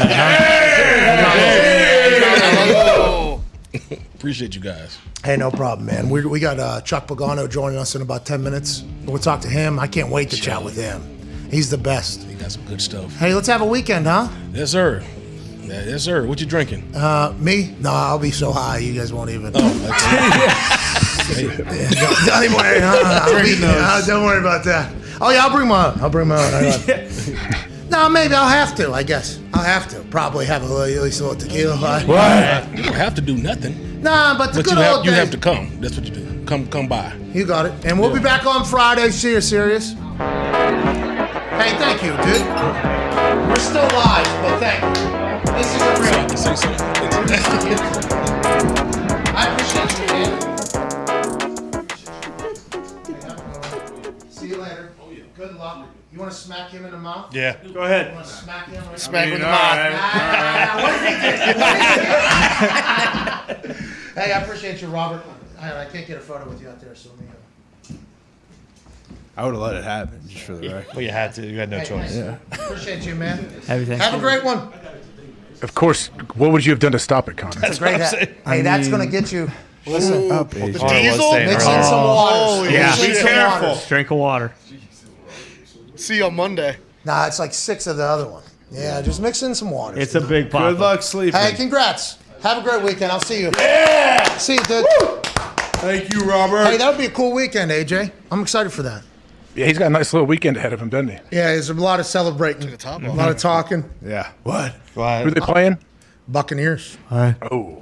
It's all the old coaches, too. Yeah.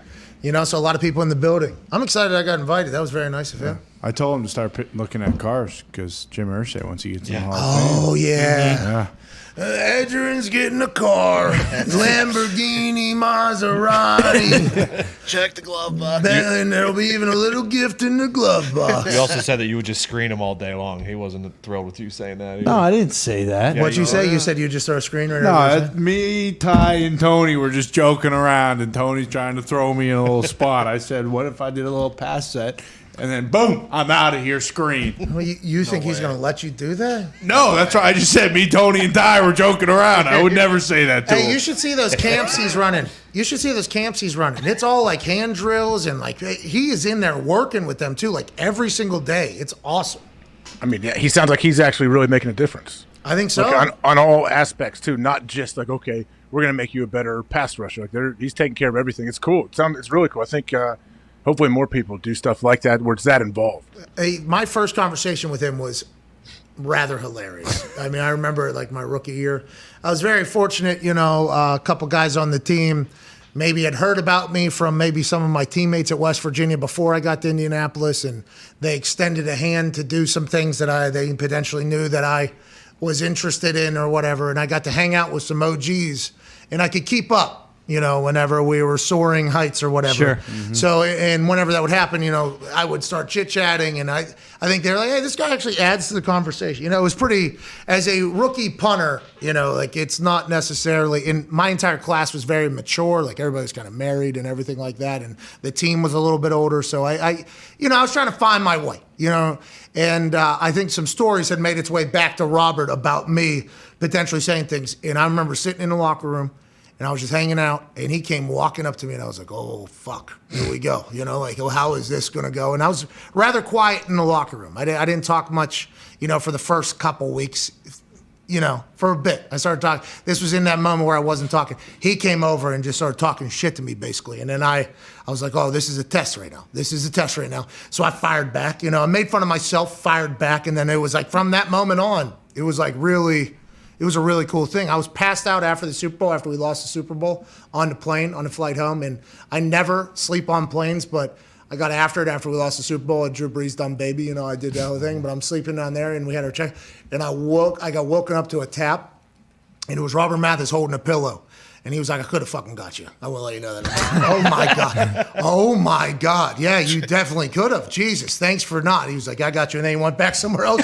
Somebody got it. And I was like, oh, thank God that I got, somebody else did get it. I did not. So I must have done something here in the last few weeks that was good news. He was a great teammate, man. Like a great teammate. That's why I think like him coaching is such a good thing for him to do, It's great. I mean, kids, anyone needs to have somebody like that cares. You could tell he cares about what he's doing. It's awesome. But going back to the pillow story, I thought you were about to say he was going to wake you up and offer you a pillow and like tuck it behind your head. Yeah. No, I thought he was going to suffocate you and kill you. No, I don't think it was a kill thing. It was just a couple. Smack you in the face. There's a couple smacks people, where, like just a quick little. Or at least hold it over top of you so you wake up and you, like, can you imagine waking up with a pillow completely over your head? No, he wasn't. Jesus. I don't think he was trying to kill anybody. Like, he didn't really wake up. Yeah, I know. I'm saying that'd be very scary for you. He could have done that. Yeah.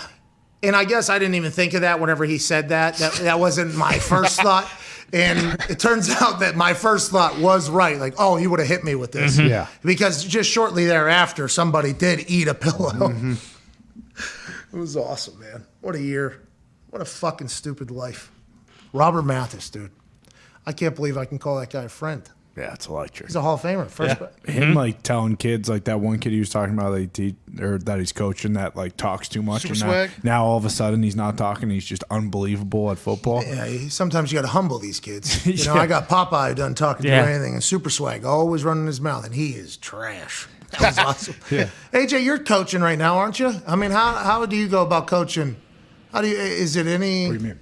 Do you just get run over? They run you over, huh? You just get taken advantage of by these kids. They could, yeah. Believe me, they could if you let it happen. And it's not my personality to really just sit there and like be a drill instructor. That's not my thing. So I have my own way of going about it. But yeah, I'm learning as I go. A good whistle? You a good whistle? Are you a quick? Fox 40, man. Fox 40, man. 40. Yeah. Hell yeah. Wow. That's such a good whistle, dude. The Holy ball shit. inside that Oh, thing. yeah. No. It rattles. Yeah. There's no ball. It's the top of the line. Yeah, Fox 40, dude, of course. Yeah. Whenever that little... Yeah. It's a Bugatti, a whistle. Oh, yeah. Are you a short, aggressive whistler or a lot? Usually pretty short. I don't use my whistle too much. I want to when be the impactful when I whistle use it. comes out. Yep. Better be careful. I said, when the whistle comes out. The like DBs it fucking pulls out, dude. What's that? The decimal levels on that fucking whistle. The DBs on the Fox 40? Yeah. I have two of them now. Holy shit. Yep. Two? That's insane. Got one of those boards. I got a whiteboard too with a basketball court on so I can draw up our play. Oh, yeah, you got him. Yes. I told you the story about when I went to the Miami Heat Pacers playoff game and Spoelstra held one of those up during a timeout and literally acted as if he was writing on it, but never wrote a single thing. I was sitting right behind the bench. I saw nothing, nothing, and then they said, all right, break, and went back out there. I was like, he literally just did that for whenever they looked over, and it looked as if he was doing it. He didn't do nothing. He did absolutely nothing. What are the names of your plays, AJ? Oh, we don't have many plays. We just have like a basic setup on our offense. We have like a couple out of bounds plays. Yeah, what do you call them? Do you have hand signals or do you call them names? Packers. 1, 2, and 3. And you smack the ball. Maybe I do like to keep it simple. You're right. No, I let the girls come up with the names for out of bounds plays. Oh, good coach. Nice. Players coach. Players coach. He's players coach. I I like. want them to take some ownership. They're taking ownership in the team. Yeah, and by the way, if it's a bad name, you can explain to them why they shouldn't have picked that as the name. You know what I mean? It kind of takes you. Yeah. You call one CTE or anything like that? Nothing like that? No, they don't really know about CTE yet. That's smart. Do you want Basketball your could cause it, by the way. Yeah. That Yeah, hardwood. big time. You got to teach them how to fall?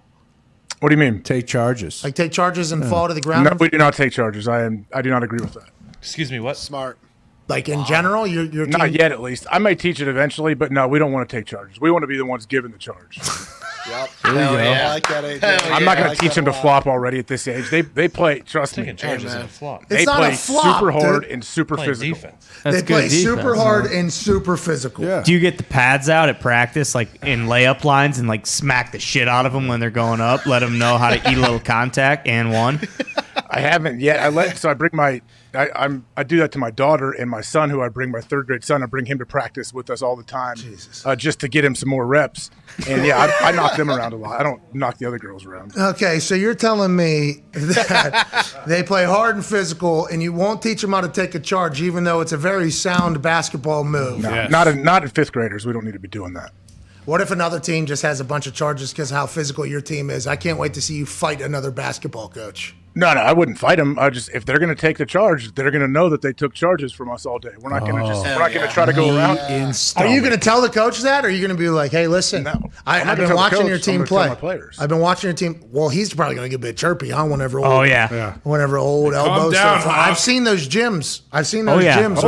Going the other way. Yelling that at you all day. Yep. Yeah, they will. They'll hate us. Yeah, but I think the other coach is going to potentially. Get in your face, dude. Imagine that coach being like, "I got to stick up for my fuck. It's AJ Hawk." You big jaw son of a bitch. Do you ever get into it as a parent with any other parents or anything? No, but it happens all the time. It's embarrassing how parents respond a lot of times during games.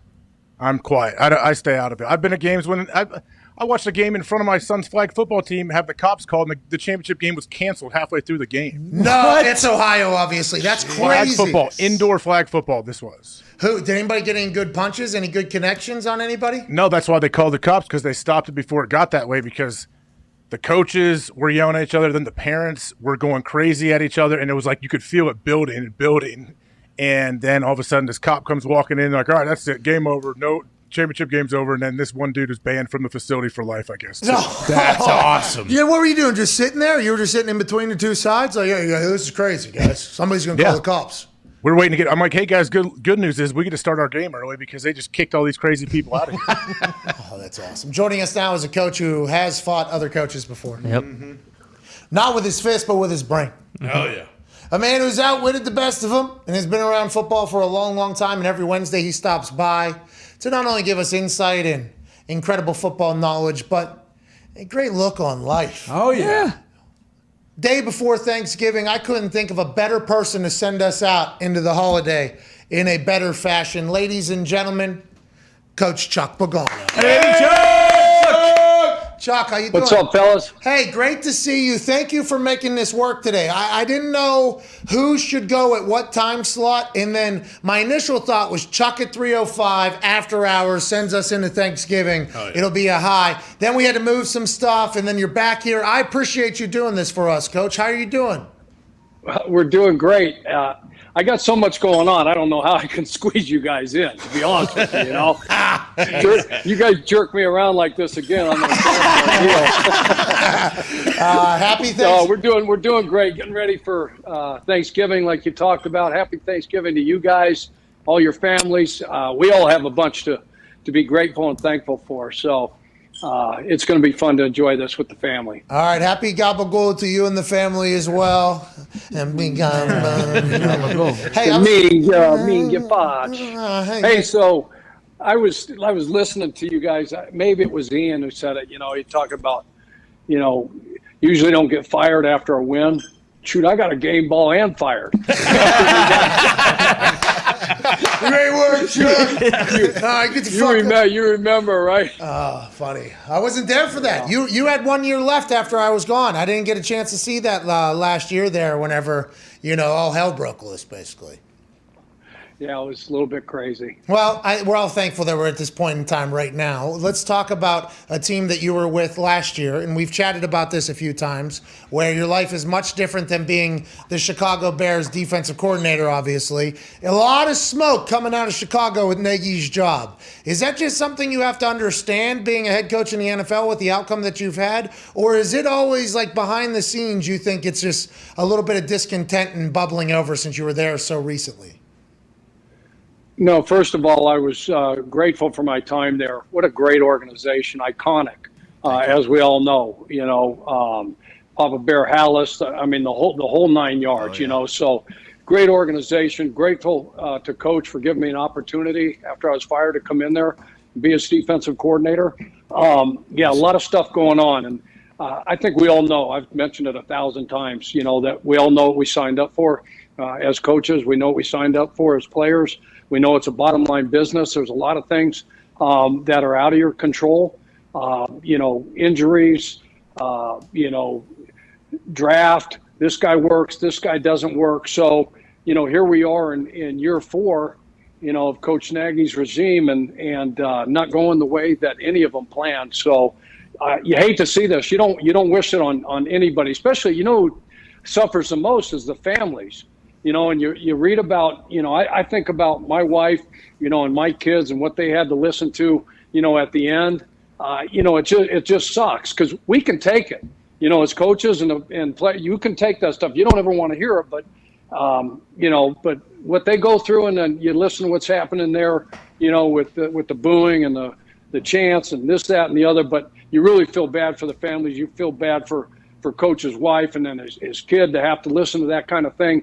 At a high school, football game, whatever it was, it's awful. Can you imagine having young kids and, they're going to school, whether it's high school, elementary, because kids are mean, and with social media the way it is now, kids are just natural. I mean, not all of them, but a lot of them are just mean, especially the girls. But the stuff that they say, I mean, it's hard. So yeah, you hate that part of it, but we all realize what we signed up for. So anyway. Hey, Chuck, if you were a head coach in Nagy's shoes right now, what a weird situation. They play tomorrow on Thanksgiving. This report comes out. Who knows if there's any truth to it that they claim they were told him we're going to fire you after this game, which I don't understand that why you would do it that way. But if you're Nagy, do you address it with the team? How do you go about a normal work week when all of this is going around? Blinders and earmuffs, man. Just don't listen to the noise. I mean, we say it all the time, but it's the truth because you can't.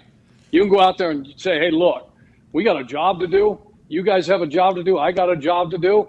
And until they kick me out of this freaking building or they cut you guys, we're going to win a football game.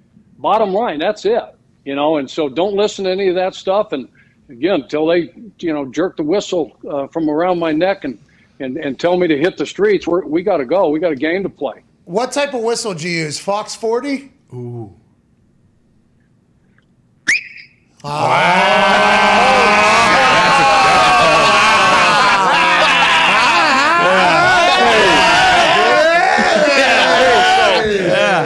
Hey, Pat, so when I was a little kid growing up, we'd hear this.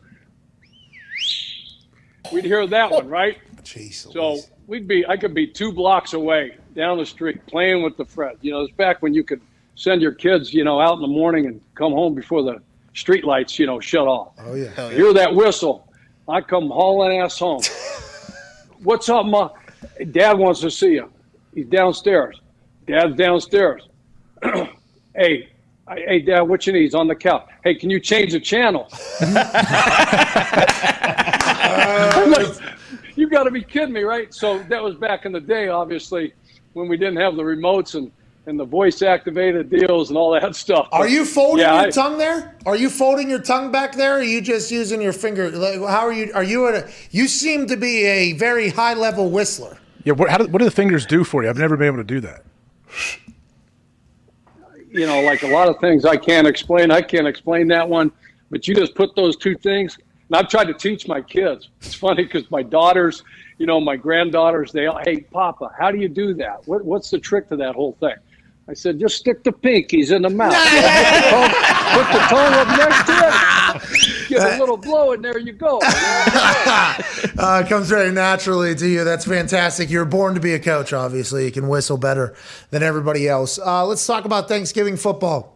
Turkey Bowl is obviously a huge thing throughout your entire life. We got to play one. I don't know how many you were a part of, but I know that we played the Pittsburgh Steelers one particular evening. It didn't work out in our favor, but obviously huge deal to play on Thanksgiving in America. What do you think these coaches are thinking going into tomorrow's game? Yeah, everybody's watching, and there's a lot on the line. I know, you look up the matchups and all that stuff, but forget that. Hey, listen, we're playing on Thanksgiving. I mean, we all grew up as kids, right? We couldn't wait till Thanksgiving Day. You had your own Turkey Bowl. We're having our Turkey Bowl. I haven't played in the Turkey Bowl yet in 37 years. So our whole family gets together. We'll play in the Turkey Bowl. You're playing? We'll watch game. Oh yeah, quarterback. I used to be able to sling it. Only reason I'm playing, only way I'll play is I get to play quarterback. So I mean, we all grew up watching, our teams and the Cowboys and the Lions and the Lions, the Tigers, whatever. But they're telling them, hey, look, we're the only show on TV right now, and we got, like you said, it's a celebration. I mean, it's historical playing on Thanksgiving, and we had to play the Steelers on that short week, obviously, and 28-7 was a game. We didn't have Andrew.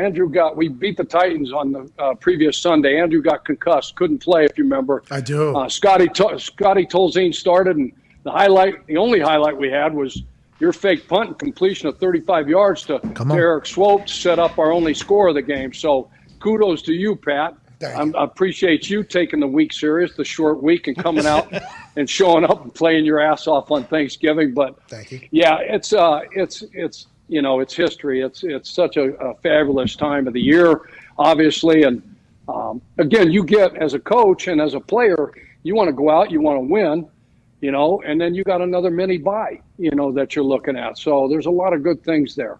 I had to punt to Antonio Brown, too. People forget. So I did have a completion. Antonio Brown was the returner. He was a fucking nightmare, and he had taken one back to the house already. It was quite a Thanksgiving there. I got called to the carpet just 2 days after that game, too.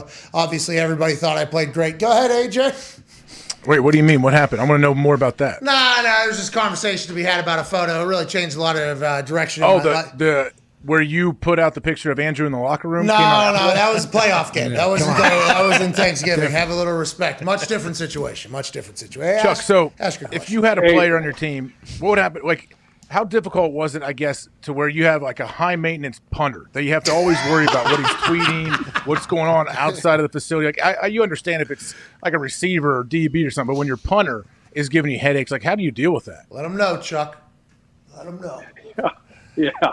Yeah. You could always count on, Pat to spicing things up, and I've always looked for a little note under my door, or some letter from the GM, and I just look to the bottom, I look at the top and see who's in violation, and there's old Pat. And then, because I wasn't big on social media. I didn't follow that stuff. I didn't have a fake Twitter account and ask the coaches to have fake Twitter accounts and follow these players and listen to, they probably had enough guys doing, obviously. Does that happen all over now? I think so. You have to, in this day and age. And I think we had 3 or 4 assigned to Pat. He garnered that much attention. A lot of followers. A lot of followers. Pretty good on there. No, I mean, the personality is the personality, and you love it. Because one thing I will say, and kudos to Robert. I just watched your whole deal with Robert, and congratulations to him. And I'm obviously going to be there, this weekend, and for his induction into the Ring of Honor, and now semifinalist for the Hall of Fame. What a great teammate. What a great player. What a great human being. I mean, that guy brought it every single day. And Pat, I will say this, you might have landed, in the doghouse a few times here or there because of, photos and, just being yourself, which has obviously paid big dividends now, today, as we look at that. Hindsight. But you always came to work. you always came to work, and you were a great pro, and you showed up, and you're really good at what you did. So, we could have, dealt with a little bit less distractions here and there, but wasn't that big a deal. Oh, what a moment. I mean, there was a couple in there that were fantastic, but I don't know. It's just, and I don't know how other punters are, AJ. I felt like I did have some respect in the locker room. I think I had some respect in the locker room. You had a ton of respect. I'm not saying you didn't have respect. It was a joking question. No, but I understand that, but it leads to a real answer. I mean, I was fined like damn near $100,000 for shit. Like, what are we even doing That's here? the GM, though. That wasn't Chuck finding you, Well, Chuck caught a couple ricochet fuck yous, too, from a few of them, and he did not deserve them at all. Chuck did not deserve them at all, but I did feel as if, like, my personality is a natural one where I am not scared. Like, I am not scared. So to say something, like if something has to be said, okay, I'll do it. I felt like I had enough feel in the locker room on how people were feeling. So I was like, okay with being like, hey, this is going to be a problem, and I'm okay doing it. But it is a very fascinating thing when you're just a punter, Like it was a weird thing for me. I couldn't even imagine what it was like for you and for the GM or for anybody else walking in that situation, because I don't know how many other motherfuckers are like me. I assume there's a lot, but I haven't met them yet. Let's go to the Football Morning in America. Dean Blandino and Terry McAuley had two very different takes on full-time refs. Okay, Terry McAuley was like, nah, won't help in any shape or fashion. I guess maybe I wouldn't have to be a computer scientist at 6 a.m. on Monday morning after calling a Sunday night game, which that would maybe help or whatever. Yeah, of course it would, dude. Like when you're focusing on it. What do you think about the refs? You got to sit in there in New York with the refs, and you've, I think, seen it now as a head coach, assistant coach. You were in there for your year in between coaching stints with Indianapolis and Chicago. How do you feel about it? Like, did it change your view on things? Did you agree it was harder? And how come there isn't full-time jobs, you think, for these refs? Yeah, I think we all understand and have appreciation for how tough that job is, how tough all our jobs in the National Football League. And I think all those guys, at 345 Park Avenue on the fifth floor in the AMGC know how I feel as far as, officiating goes and full-time or not. I just can't. I equate it to, coaching and playing. If we just, did, kind of part-time preparation, the quality and the product that we put on the field, it would suffer a little bit, don't you think? Yes. And so I don't know how it cannot get better without full-time officials. If you spend every second of every day, I mean, we're 17 hours a week. They don't have to be in the office 17 hours a week. Obviously, that's what drove Robert. Mathis out of coaching is the desk guarding stuff, which is true. We've all guarded desk and looked out the window and saw, hey, is the head coach gone yet? Can we leave yet? But I was never one of those guys that head coach. I said, hey, get your work done and get home. Get with your family. Hey, dude, I'm going to get the fuck out of here too, actually. Yeah. Hey. Yeah, look at you, Chuck. What a hey, good guy. Chuck. Hey, humanitarian. What a guy. Look at you. No, but anyway, I mean, if they spent, 8 hours a day watching film, communicating, studying, the team that they're going to play, studying their tendencies, their offense, their defense, their special teams, their personnel, just what their style of offense is, their defense. They would understand the game and probably bridge that gap between the coaching and officiating from a communication standpoint, an intent standpoint. What are they trying to get done here? Where should my eyes be? What can I anticipate? Just because I've watched a whole week's worth of film, like a player, like a coach, we can sit out there and we can call out, every single, by the way, an offense ends up, the final formation, especially in third down, 3rd and 2 to 6, 7 to 10. Them knowing what's coming potentially is a whole just game. To anticipate say the pick plays and the rub routes. You're going to get crossing routes and mesh routes on 3rd and short. In the red area, you're going to get mesh routes and pick routes and rub routes. You're not going to get the vertical game in the red area. It becomes more horizontal. Once you hit the 17-yard line, Pat, the field becomes twice as wide as it is long. So I think I'm not a mathematician, but that makes sense to me. I learned that a long time ago. So if they spent more time. You mentioned it, the clinics, they get together, once or twice a year, and I don't know the exact schedule per se, but can you imagine if they were full time and they spent more time on the field working together, going through mechanics, not only watching the tape, but then going through exercises just like we go through walkthroughs. How can we not be better? And there's billions and billions of dollars not only at stake but available. Why not? I don't know. Hopefully that'll be the next step in this entire thing. Go ahead, Connor. Yeah, Chuck, also in that Football Morning in America, it was basically said that Jim Irsay told Chris Ballard, hey, go and get Jonathan Taylor if you love him. When you were there, did that ever happen where you guys kind of liked the player but weren't sure if he would fall to you? Like, should you have traded up, and Jim Irsay kind of pushed you a little bit to make it happen? No, I mean, Jim, like I talked a million times about Mr. Irsay, I mean, he knows talent. He's been around the game. He grew up, with that team as a young person, just like I grew up in a football family. So he knows talent. So he never tried to jam anybody down our throats. That was the great thing about Jim. He would lend his 2 cents and his opinion on a football player. Respected the hell out of that opinion because I know he put the time in. I know he spent time watching those guys and reading the reports.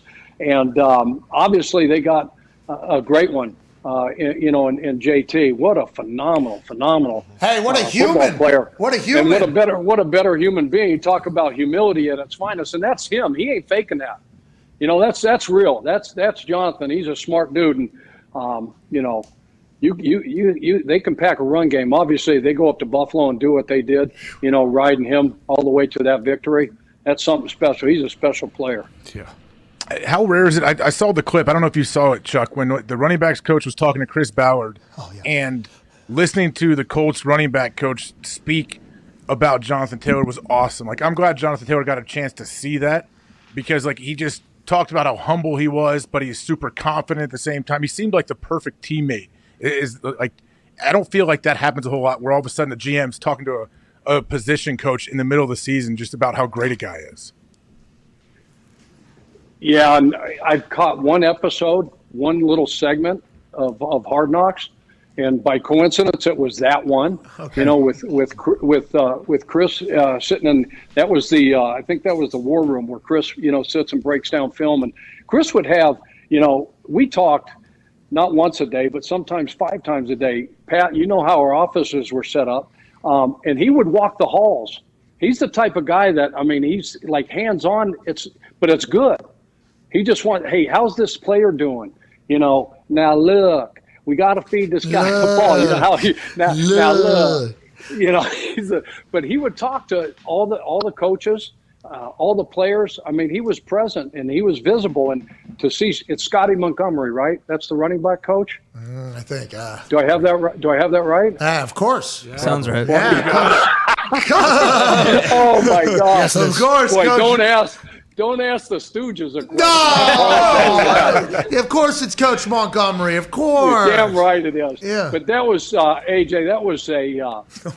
That was a great conversation, and I would find it hard. I would probably see Jonathan finding it hard to listen to his coach, rant and rave about him to the general manager. Certainly, you wouldn't want him coming in the locker room or team room and put a guy on blast like that. Even in a good way, you're always bashful of somebody, singing your praises like that. But yeah, it was really, really cool to see those two, talk about JT and just you've had him on your show a couple times, Pat, awesome. And watching him play, it's all true. He also owns Topper's Pizza over there in Wisconsin. Yeah. Go ahead and get your double cheese and pep today. Hell yeah. Thanksgiving. I like that he's a businessman. I enjoy that a lot. Did you see there was another clip in there, and I'm kind of bummed you didn't see it, or you might have seen it. They were giving out game balls. And they were reading off everything that Jonathan Taylor did, and there wasn't a single sound in the room. Did you see that? Because not a single, he was reading off like 155 yards. Damn. 2 touchdowns, 3 receptions, blah, blah, blah, for game ball, and nobody said a single word. I'm like, is this the new generation you think that they're just kind of quiet, or is it the locker room? Is that how it normally goes? I don't know. I remember at least a little faux enthusiasm for people during those game ball presentations, No, ours were off the charts. Live. We wanted them to be off the charts and not, just sitting there all stoic and stone-faced. give me 2 claps and a Ric Flair. Let's go. Yeah, absolutely. No, I don't know what that is, but no, I'd rather see, guys hooting and hollering for a guy, and you want to hear what I'd try to list that stuff off and give me something to read from, and Christ, I'd screwed up Vinny, when he broke the record for all-time points leader. Pat's over there. I'm reading. I'm going through. Hey, he's blah blah blah. And Avis is in the background going. No. And then Pat's in the background going, "Oh, me and you. What are you doing? Oh, yeah, that's right. He'll get that someday, Chuck." Oh man, those meetings are just so. Those were so alive, and I think COVID, everybody's separated so far away from each other. I don't know if that kind of took away from it or whatever. Maybe I don't know. That new facility over there looks awesome. They did a bang-up job. That's usually what happens. They run one guy out of town, and the next guy comes in. And we said, "Hey, do you ever go to the owner and ask for this, this, and this?" Well, Chris Ballard, he was on it. He knew that, we need an indoor facility where we go to training camp. We can't go to training camp and not have an indoor facility because of weather, obviously. You remember our days in Anderson. Oh, yeah. And we got to have, A, B, C, D, E, F, G, and boom. There it is, and it's state of the art. You remember we came down? Was it 19? Was the last time? Yeah, because 2020 we didn't have the Chuck Strong, so in 19 we came down when I was at the Bears, and a couple vans full of guys came down with me from the Bears brass. Grateful to Coach Nagy and George and McCaskey came down, and some of the assistant coaches came down, and we had the Chuck Strong in that new facility. It's beautiful. I walked in there. I was like, "Whoa, what is this? This is a brand new." And they're like, "Oh, wait till you see this." And it's like the training room and the gym are just like this brand new. I'm like, "Oh, I just left a year ago." When it came up pretty quick, I think. And, it's because Jim Irsay's like, "Yeah, whatever. Let's go and do it." I wish somebody would ask a long time ago, though. Well, it makes such a difference, nowadays, because free agency is like recruiting. Unless you're just going to pay somebody an exorbitant amount of money, way more than anybody else, it's going to come down to some other things. And, this offense, how you're going to use the kid, facilities matter, the town matters, the city matters. Do they have, Steak and Shake? Do they have St. Elmo's? Yeah. Blah, blah, blah. So there's a lot to be appealing. But facilities play a big part in that now, just like college. Yeah, as they should in the billion-dollar industry, you should have an indoor practice facility. That is something you should have, I think. Chuck, we're going to... Yeah, the Bengals don't have one. We're not. Hey, we've talked before. They're saving their cheese over there. Chuck, before we get out of here, before Thanksgiving, we've been, call it up here. Mm-hmm. I think this would be a great one for you to potentially. Break down as we send into this beautiful Thanksgiving holiday and wrap up this beautiful Coach Us Up Chuck Wednesday, November 24th. Coach, on you, Coach, on you. Hey, appreciate you guys. I'm grateful and thankful for you guys. Appreciate our time together every single week.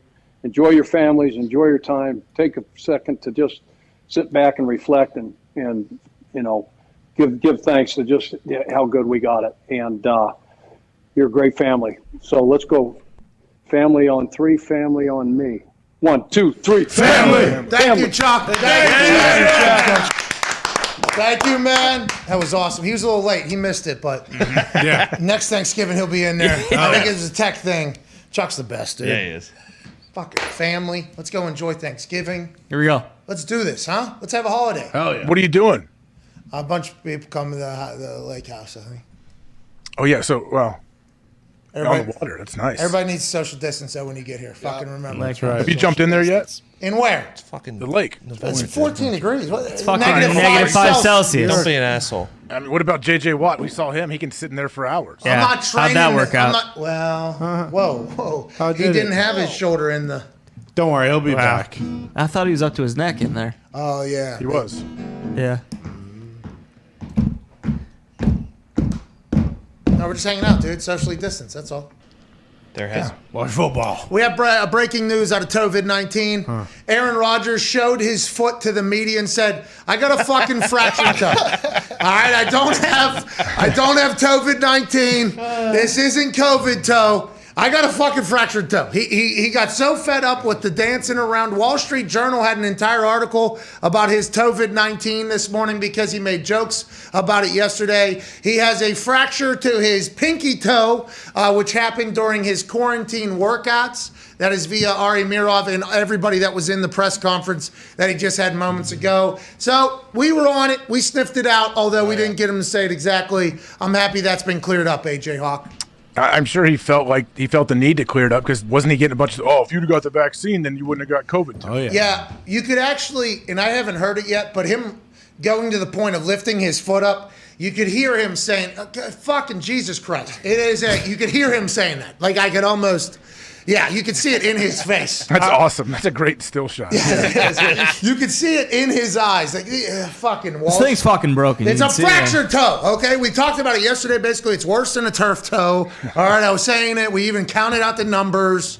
I fractured it working out. What was it now, AJ? Now we got to ask. Was it the He had to drop something. Was it the DMT hokey pokey, or was it him squatting and dropping a weight on? Probably that, right? I mean, you would think especially your pinky toe to do something to fracture, it would have to be dropped something on there. To do cleans? Not just a dumb. I don't know if kettlebell could drop on there but also a 25-pound weight would have break it. Could have kicked something, right? Oh yeah. Like if he was mad, or you mean he accidentally kicked walking, something? like a stud, Marble Island in the kitchen. I mean, he might have been running really fast or doing something to actually fracture it. Well, he's checking his heart, seeing if his heart was so, because they do have COVID heart, they're saying. Yeah, it's wraps around the kitchen. And don't you start with your COVID heart. This thing will poop out and it'll sound like a fart. Does he have rocks in his backyard? Oh, is he running over waterfalls and stuff? Coals? Maybe. Well, maybe the hot coals with Tony Robbins. Well, and on DMT, maybe he's probably.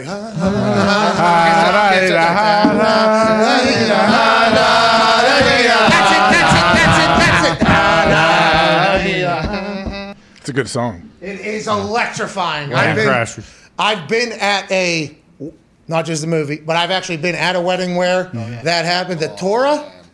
Is that what it's called? I know they read out of the Torah. Yeah. No.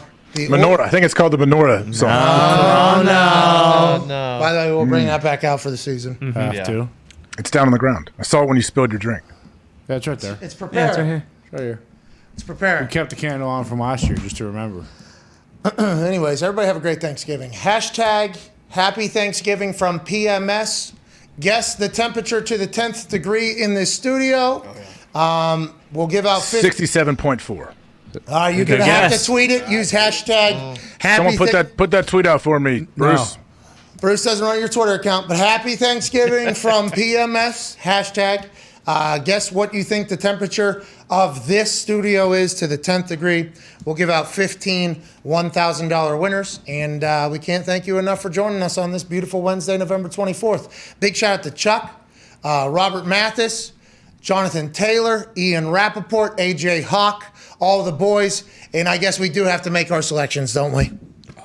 Let's go. Do you want to go first or me? Is the boost up? Can somebody check and see if the boost is up? Let me look. The boost might be up, and I wonder what it is. If it's like what the final odds it is were. up.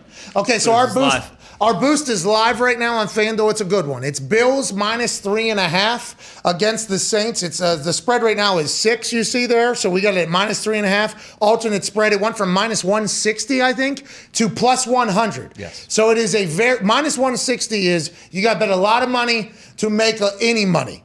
+100 is even money. So we are super boosting this thing to hopefully, on that day of thanks, hop onto a heater that we can ride into the rest of the season. So this is the first one. Packers were supposed to win. They were. This was supposed to be the third one. Yes. But this will be the first one, and then we'll continue to Sunday, then Monday. There's the PMI Super Boost. Bills to cover -3.5 versus Saints.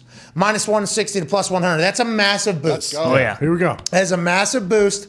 And also, we think the Saints are without Kamara. Let's go. Let's go. Coming off of that loss against the Colts, remember what happened with the Bills and the Steelers? They went on a 56-0 run over the next 6 or 7 quarters. Let's assume that's going to happen again. This Super Boost is going to hit on the day of thanks. Come join us on FanDuel. Now, AJ, we have to pick these games. You first. Bears -3 going to Detroit.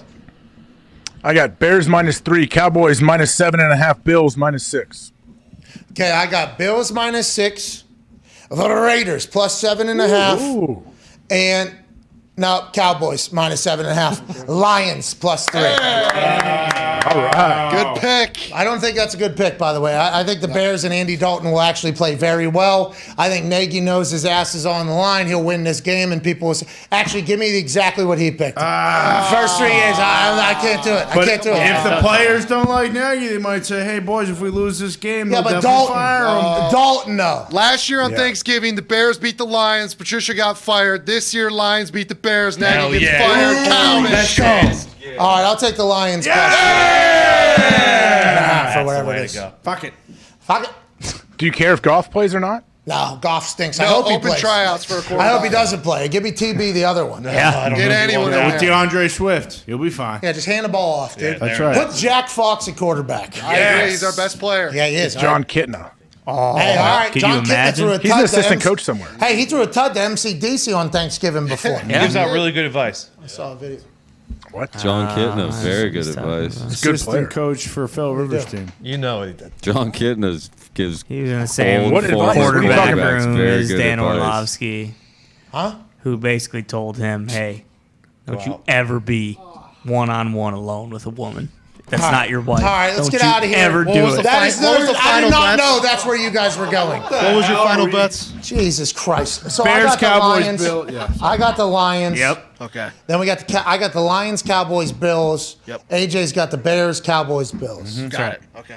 And I did not know that's where we were headed with Kitna, but I do remember that Dan Orlovsky wrote a book Yeah, it was a published article. about. And all right, we're out of here. He's a good guy, man. Happy Thanksgiving. Happy Thanksgiving. Happy Thanksgiving. Hashtag Happy Thanksgiving from PMS. Maybe you should reevaluate what you're doing after you read that.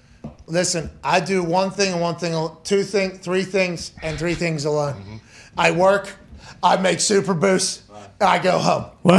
That is literally all I do. So Look at this picture. Are you kidding me? I wore that jacket in today. That's my Good jacket. That jacket is my take the dogs outside jacket. Nice. Sam found it. She has one as well. It is amazing. It is my favorite jacket ever. It is absurd to look at, of course. That is why I wore it. Well, you're doing the old gabagool hand, too. That's the other part. Well, Wow. happy gabagool. Happy gabagool super boost. -160 to +100 is huge. Very That's tasty. huge. That is. Huge. Let's go ahead But and, you don't get 3.5 on your pick here, though. how about you and I both get that? Because it is a super boost. So that'll be our. Okay, if the Bills win by 6 or more, then I get 2 for this pick. 2 for Okay, this then pick. if they don't, you get none then. Okay, then you get none either. No. No.